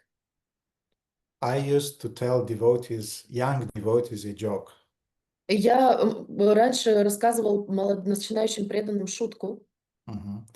In these situations when they were asking the same thing. В этой ситуации, когда они спрашивали то же самое. I used to tell them reading books and japa in the morning. Я говорила, вы воспевайте свои круги и читайте книги утром. And chocolate, ice cream, and TV serials in the evening. А шоколад, мороженое и сериалы вечером.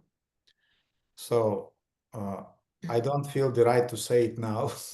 Я не чувствую себя вправе говорить это сейчас. But the idea behind this joke was that keep things in balance. Но идея за этой шуткой была в следующем: сохраняйте баланс. I would not say that joke to a twice initiated devotee. Я бы не шутил так с дважды инициированным преданным.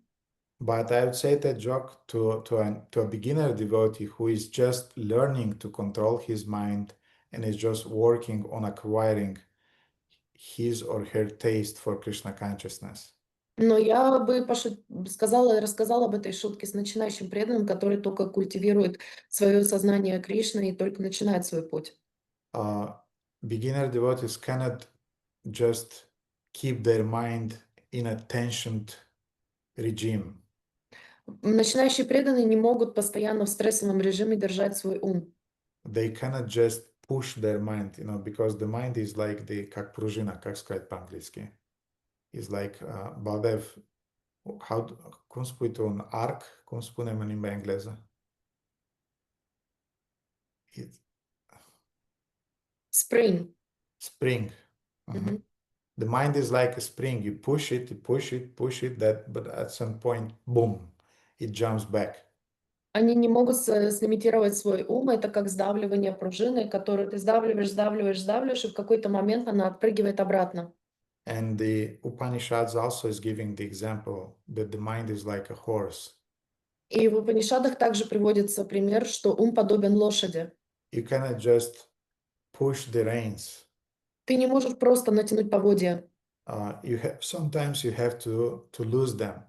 Иногда ты должен их отпускать. Sometimes you have to push on the right, sometimes on the left, sometimes together, but sometimes you have to relax them.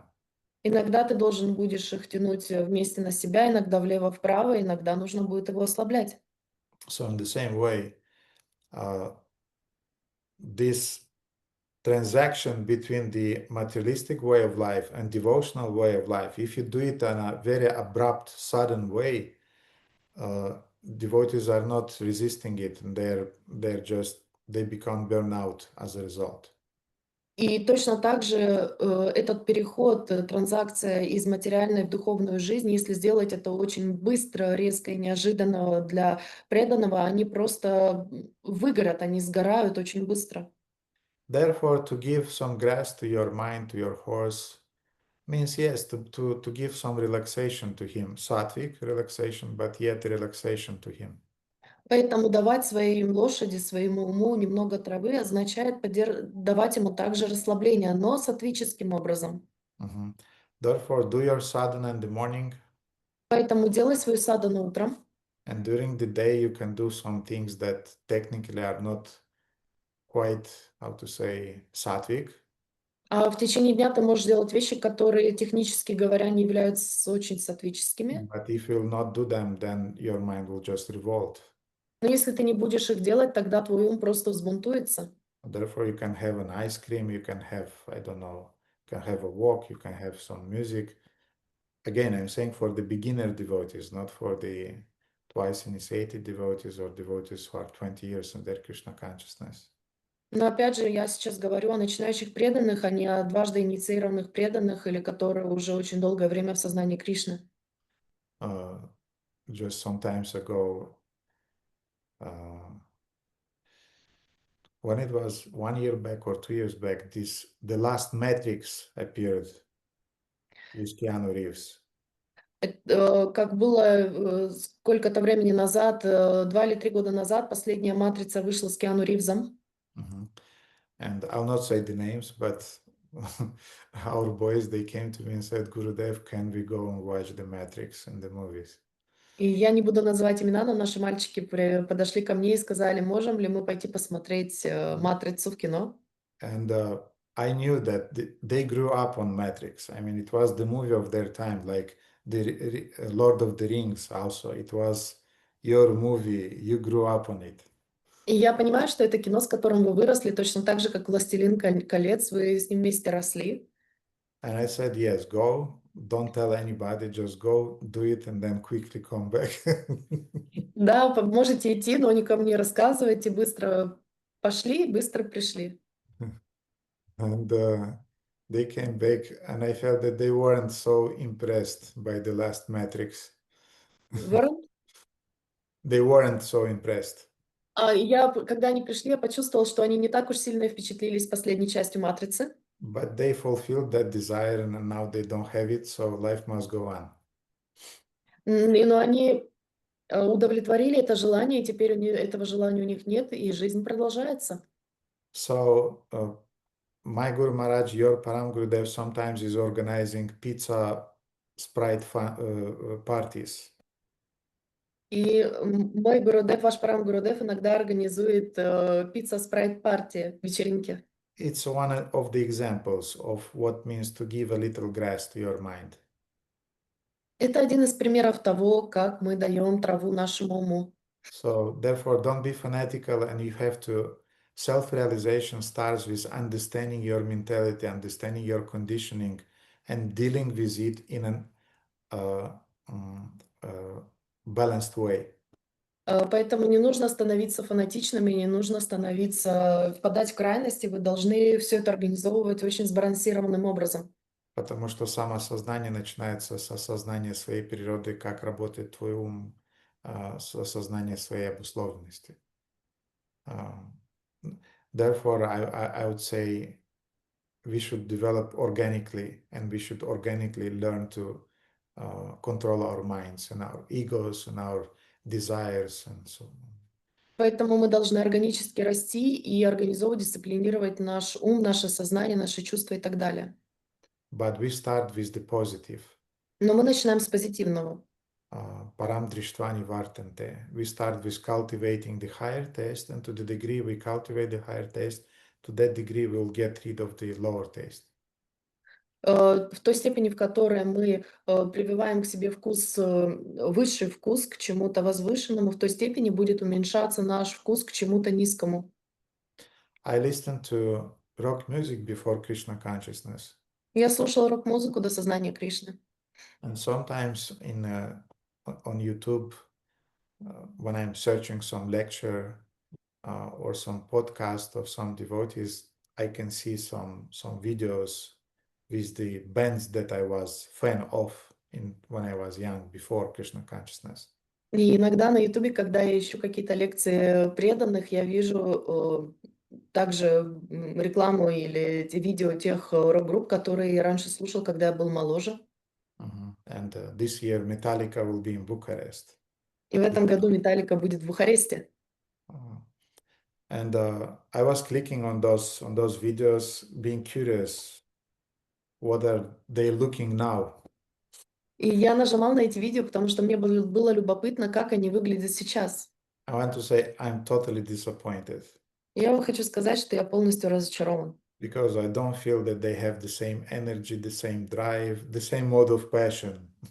Это я хочу сказать, что у них нет такого же драйва, такого же огня, такого же гунной страсти, какая у них была ранее. They're just doing their job, old people who are doing their job, making money. Это просто старые люди, которые делают свою работу, выполняют свою работу, зарабатывают деньги. So I immediately I feel I don't have anything in common anymore with that. Today I put the kirtans of Ranchor Prabhu. Я чувствую, что у меня нет никакой связи с этим, и я сегодня утром поставил киртаны Ранчотра Прабhu. Ranchor Prabhu. He is a disciple of Srila Prabhupada from London, from England. Ранчора Прабhu. And I really enjoyed those kirtans, and they're more nourishing than I really felt nourished. I feel emotionally consolated, and I don't feel any taste anymore for that stupid mode of passion rock music that I was listening before. И я чувствую себя очень наполненным, они меня наполняют интеллектуально, эмоционально и вдохновляют эти киртаны, и у меня нет уже вкуса к той гуне страсти музыки, рок-музыки, которую я слушал раньше, когда я был моложе. But the first years of my Krishna consciousness, Но первые года в своем сознании Кришны devotees were very strict, and they told me no rock music, преданные были очень строги, они сказали мне никакой рок-музыки. and it was really a hard time for me. И для меня это было по-настоящему тяжелое время. And then the famous band Shelter appeared. И потом знаменитая рок-группа Shelter появилась, «Прибежище».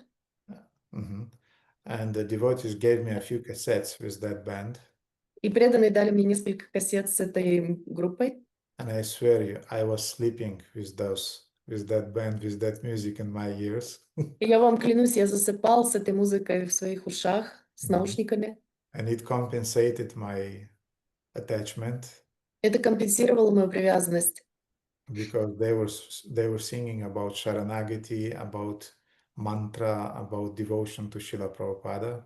Потому что они пели о Шаранагати, о мантре, о привязанности к Шриле Прабхупаде. It was one of the most famous punk rock bands in the USA. Это была одна из самых знаменитых панк-рок групп в США.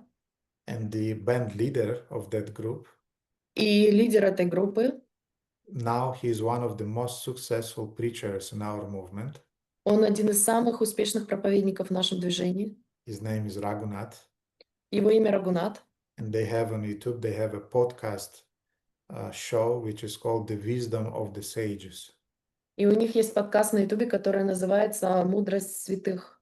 And sometimes I'm listening to Raghunath and to his friend Kaustuba, and they're giving very nice lectures, very nice presentations. И иногда я слушаю его и его друга, когда они обсуждают какие-то очень интересные, возвышенные темы. And they're co-working with Srila Radhanath Swami Maharaj. И Они работают вместе с Радханатой Свами Мараджем. And they're bringing a lot of young people from the yoga groups to the Govardhan Eco Village and to Chowpatty, ISKCON Chowpatty. And they're really very successful preachers. И они очень много молодых людей приводят из различных групп йогов и в эко-деревню в Джаганатпуре. Govardhan Eco Village и Viskon Chowpatty. So what I want to say is that I gave my mind some grass when I was a young devotee. I needed it. Что я хочу сказать, что, будучи молодым преданным, я давал своему уму немного зеленой травы. Мне это было нужно. Recently, I found in my old files, I had on a old drive, I found some recordings with the shelter, and I tried to listen, being nostalgic about my young age. И я нашел у себя жесткий диск, на котором я нашел эту группу Shelter, которую я захотел послушать, поностальгировав о своей молодости. And I was a kind of like, okay, I really listened to that. И я такой был, вот это я слушал, да? It was like a dose of mode of passion that I said, no, thanks. Это был передоз гонной страсти, что я так сказал, нет, спасибо. So the message is, Radhakanta, take it gradually, don't be fanatical. Take it gradually, and you'll acquire the higher taste, and by the higher taste, you'll get rid of the lower taste. Но послание такое Радхаканта: делай это последовательно, постепенно и развивай себе вкус к возвышенным, высокий вкус, возвышенный вкус развивай себе, и постепенно вкус к низким вещам он уйдет. Спасибо большое, Гурудев. Да, про рок-музыку особенно актуально, потому что ты жуешь уже не сладко, а все равно жуешь, вдруг там еще что-то сладкое осталось. Спасибо большое. И последний маленький вопрос, как раз он у меня был про как понять, что ты еще начинающий или уже не начинающий, то есть у кого спросить или как-то измеряется это годами? How to understand if you are a beginner devotee or you are already not a beginner? How to measure it? You have to ask from someone, or how you can measure it? I would say that I have a criteria for my disciples. Я бы сказал, что у меня есть критерии для своих учеников. Some years back, I told to local devotees here in Bucharest, I told them Несколько лет назад я сказал здесь местным ученикам в Бухаресте, that, dear devotees, you have some time to enjoy before initiation. дорогие преданные, у вас есть время понаслаждаться до инициации. So before initiation, enjoy your life. До инициации наслаждайтесь своей жизнью. Because after initiation, you'll not be able to enjoy your life. Потому что после инициации вы наслаждаться своей жизнью не сможете. And now I corrected a little bit my statement. И теперь я немного подправил свое утверждение. Because I can see yet that even after initiation, devotees still are struggling. Что даже после инициации преданные все равно еще стараются. Все еще борются. Борются. And my now the last concession, the last stand is that, dear devotees, you are the beginners before the second initiation. After second initiation, you are initiated into Brahminical life, Brahminical culture. Forget about pizzas, forget about movies, forget about rock bands, even in Krishna consciousness. Now your bhajana life started. Но теперь я немного обновил свое утверждение. Оно звучит так, что, дорогие преданные, наслаждайтесь в какой-то мере своей жизнью до второй инициации, а после второй инициации нужно забыть о пицце, о фильмах, о рок-музыке даже в сознании Кришны, потому что с этого момента начинается ваша настоящая духовная жизнь. Therefore, I personally decided that I will be very careful to whom I'm giving the second initiation. Поэтому я твердо решил, что я буду очень внимателен к тому, кому я даю вторую инициацию. First, a group of devotees, they received the second initiation very easily. Первая группа учеников получили вторую инициацию очень легко. But I'll not do it anymore. Но я больше этого делать не буду. Therefore, when I'll see that devotees really, the mode of goodness is prominent and he has a higher taste, then we'll speak about the second initiation. Otherwise, we have the situation when devotees receive second initiation, they're not chanting the Gayatri mantras, they're not reading, and they're not preaching, not doing deity worship, and then is no use for such second initiation. А иначе мы будем видеть преданных, которые, получив вторую инициацию, не воспевают Гайатри мантру, не читают или не проповедуют. И поэтому с этого момента будет, только когда я увижу, что есть преобладание вкуса к высокому, только тогда будем получать вторую инициацию. Prabhupada is writing that in Nectar of Instruction, he is saying that Kanishta Adhikari is the first initiated devotee. Прабхупада пишет в «Нектаре наставлений», что Каништа Адикари — это первый инициированный ученик. And Madhyama Adhikara starts from the second initiation. А Мадхьяма Адикари начинается со второй инициации. So dear devotees, enjoy your life before the second initiation. Поэтому, дорогие преданные, наслаждайтесь своей жизнью до второй инициации. After the second initiation, you'll have to be serious. После второй инициации вам нужно будет быть серьезными. Therefore, first initiation is a kind of like transaction between material life and real devotional life and mode of goodness. Поэтому вторая инициация является транзакцией между Первая. материальной... Первая Первая. инициация является переходом транзакции из материальной жизни в духовную жизнь, когда мы развиваем в себе высший вкус. И настоящая духовная жизнь начинается со второй инициации. Окей, anything, что-то еще, Радаканта? Нет, спасибо большое, дорогой Гурудев, за эту возможность люфта. Спасибо большое. Харе Кришна. Окей, Чандрамала Матаджи. Hare Krishna Gurudev, dear devotees, please accept my humble obeisances. All glories to Srila Prabhupada, all glories to you. And thank you very much for this class. Each Friday I am thinking that it's the best Friday class, and then next time I again think same. It's so beneficial and relevant. There are so many details, and I enjoyed a lot and I learned a lot. My question is about that. What you are expecting from your disciples when they are exposing to criticism, how they should protect their optimism, how they cannot be so frustrated, disappointed, and continue their sadhana. What you instruct about this topic? Thank you very much.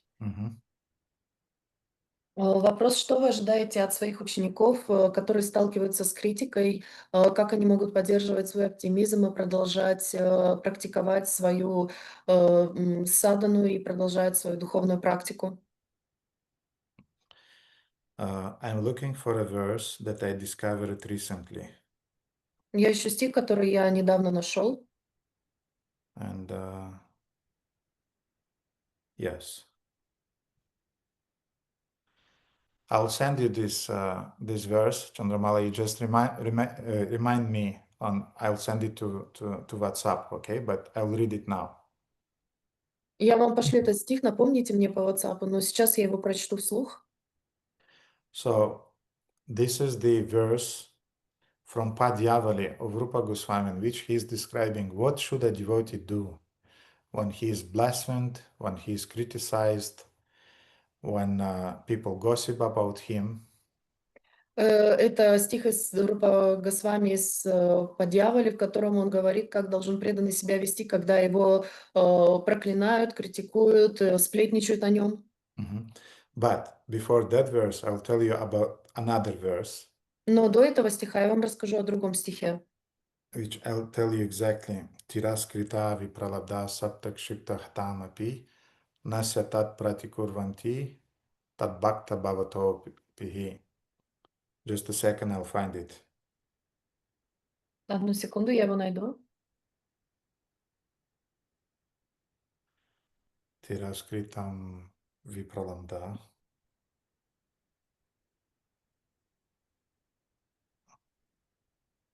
Yes.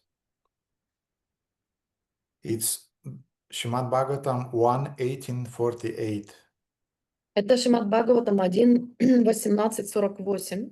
Tiraskrita vipralabdha saptakshiptam hadamapi nasya tat pratikurvanti tad bhakta prabhavopihi. So you asked what my disciples should do when they endure such things. Now listen, everybody should do it. И вы меня спросили, что мы должны делать мои ученики, когда они со всем этим сталкиваются, поэтому сейчас все слушайте внимательно.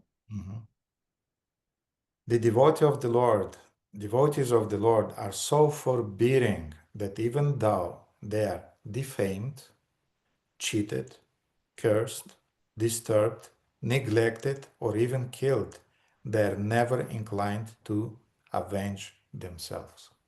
Преданные Господа так терпеливы, что никогда не склонны мстить за себя, даже если их поносят, обманывают, проклинают, беспокоят, презирают или даже убивают. Mhm. So that's Krishna's words. Это слова Кришны. Krishna's words through Srimad Bhagavatam. Слова Кришны через Шримад Бхагаватам. Because Srimad Bhagavatam is the sound incarnation of Krishna. So this shloka is representing what Krishna expects of us in these life situations. Потому что Шримад Бхагаватам является физическим воплощением Кришны, и он здесь описывает, что он ожидает от нас, когда с нами так поступают. Mhm. Therefore, forbidding and never revenging. Поэтому мы должны быть терпеливыми и никогда не мстить. Now, what we are doing meanwhile, А тем временем что мы делаем? the following. Следующее. Let the garrulous populace say whatever they like. Позвольте толпе говорить все, что им вздумается. We shall pay them no regard, Мы не будем обращать на них внимания. thoroughly maddened by the ecstasy of the intoxicating beverage of love for Krishna. Унесенные опьяняющим экстазом любви к Кришне, We shall enjoy life, running about, мы будем наслаждаться жизнью, проживая ее, rolling on the ground, катаясь по земле and dancing in ecstasy. и танцуя в экстазе. So you want to revenge to your enemies? Хотите отомстить своим врагам? Be happy. Будьте счастливы. You want to revenge to your enemies? Вы хотите отомстить своим врагам? Go deeper in your devotion. И еще больше погружайтесь в свою преданность. And the acharyas are giving the example that when a forest fire starts, И ачарьи дают пример, что когда начинается лесной пожар, first of all, who are dying are the snakes. первые, кто умирают, это змеи.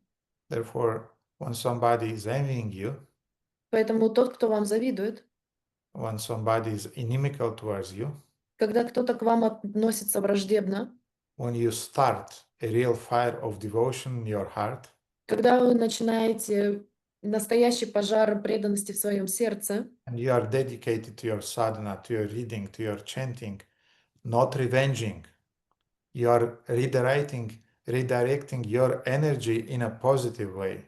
и вы сосредоточены на своем воспевании, чтении, изучении своей садханы, то вы перенаправляете свою энергию в положительное русло. You are not revenging because otherwise you lose a lot of energy. Вы не мстите, потому что таким образом вы потеряете огромное количество энергии. So when you go deep into your sadhana, then this fire will burn all that enmity in the hearts of people who has it towards you. И когда вы разожжете этот пожар преданности в своем сердце, то он сожжет всю враждебность по отношению к вам от других людей. And let Krishna take care about that. И позвольте Кришне позаботиться об этом. You, meanwhile, А вы тем временем, as I said, как я сказал, you pay no regard to those people не обращайте внимания на этих людей, because you are truly maddened by the ecstasy of intoxicating beverage of love for Krishna. потому что вас уносит опьяняющая любовь к Кришне. And you are enjoying life running about. И вы наслаждаетесь жизнью, бегая кругами. Running about means running to do seva, to do service. You're busy. Бегать кругами означает выполнять севу, то есть вы все время заняты. Rolling on the ground and dancing in ecstasy, and you're happy, chanting and dancing in kirtans. Катаясь по земле и танцуя в экстазе, то есть вы заняты воспеванием, киртаном и танцами. And there is another translation. И есть еще один перевод. I'll send it today. You just remind me, and I'll send to everybody. I'll send those two verses. Вы напомните мне, я пошлю всем в группу эти два стиха. But the second translation of the same verse that I just read. Но второй перевод этого стиха, который я только что прочитал. The gossipers may slander us. Сплетники могут говорить за нашей спиной. But we shall not heed them. Но мы не ударим их. we should not pay attention to them. но мы не будем обращать на них внимания. Completely intoxicated by drinking the wine of ecstasy, Будучи опьяненными вином экстаза, of Sri Hari's service, служению Шри Хари, we shall dance and roll about on the ground and faint. мы будем танцевать и упадем на землю в обмороке. So 2 verses. Итак, 2 стиха. One is saying, we don't revenge, we forbear. We Один говорит, что мы не мстим, мы терпим. And the second is saying what we are doing meanwhile. А во втором говорится, что мы делаем тем временем. We are drinking the wine of devotional service and enjoying the ecstasy. Мы напиваемся вином преданного служения и наслаждаемся экстазом. And let the envious got poisoned by their own envy. И позвольте завистникам упиться своей собственной завистью. And don't care about them. Krishna will deal with them. И не беспокойтесь о них, Кришна о них позаботится. That's what I do. Это то, что я делаю. Not that, I don't know, sometimes I want to say, to keep things in balance, sometimes we imagine that people are envious. Sometimes we imagine that people are inimical towards us. Я не говорю, что мы не можем воображать, придумывать себе, что люди нас сплетничают о нас, настроены по отношению к нам враждебно. But these formulas that I gave, Но эта формула, которую я вам дал, they are working in the both situation. она работает в обоих ситуациях. In the situation that it's a real thing, В ситуации, когда это является чем-то настоящим, and in the situation that we imagine something, и в той ситуации, когда мы себе придумали что-то. we are doing the same. We are enjoying devotional service. Мы делаем то же самое, мы наслаждаемся преданным служением. And we are curing our own heart. We are not trying to cure somebody else. Мы излечиваем свое собственное сердце, мы не стараемся излечить кого-то еще. Okay, Baladeva, your question will be the last because it's a little bit late. Баладева, твой вопрос будет последним, потому что уже немного поздно. And I don't want to abuse you and to torture you. И я не хочу тебя абьюзировать и мучить. Всех, я имею в виду, не только Баладева. I'm just keeping the space for Rohini Mataji. She didn't know how to raise her hand. Ah, So okay. Vă rog acum, Rohini Mataji, vă rog, puneți întrebare.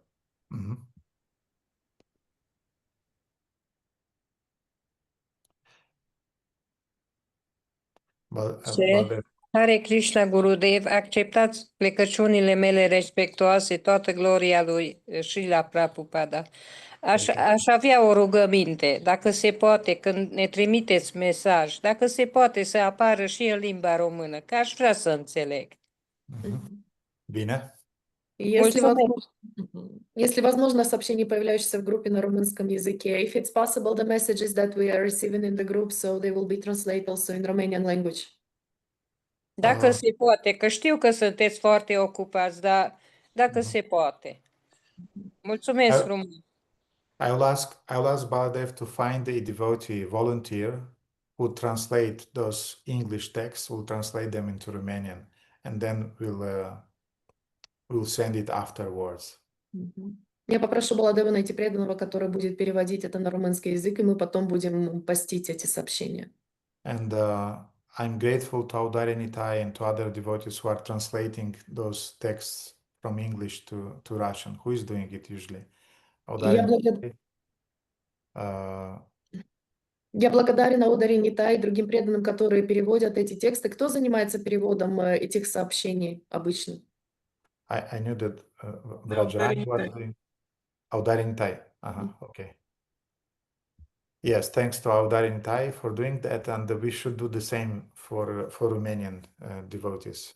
Да, спасибо Аудари Нитаю за то, что он это делает, и мы должны делать то же самое для румынских преданных. So Baladev, it's your headache from now on. Теперь, Баладева, это твоя головная боль. Okay. So then, thank you very much, dear devotees, for your attention. I'll show you the deities, or you to the deities, and we finish the program. Спасибо большое, преданные, за ваше внимание. Я покажу вам божества, и божествам покажу вас, и мы закончим на сегодня.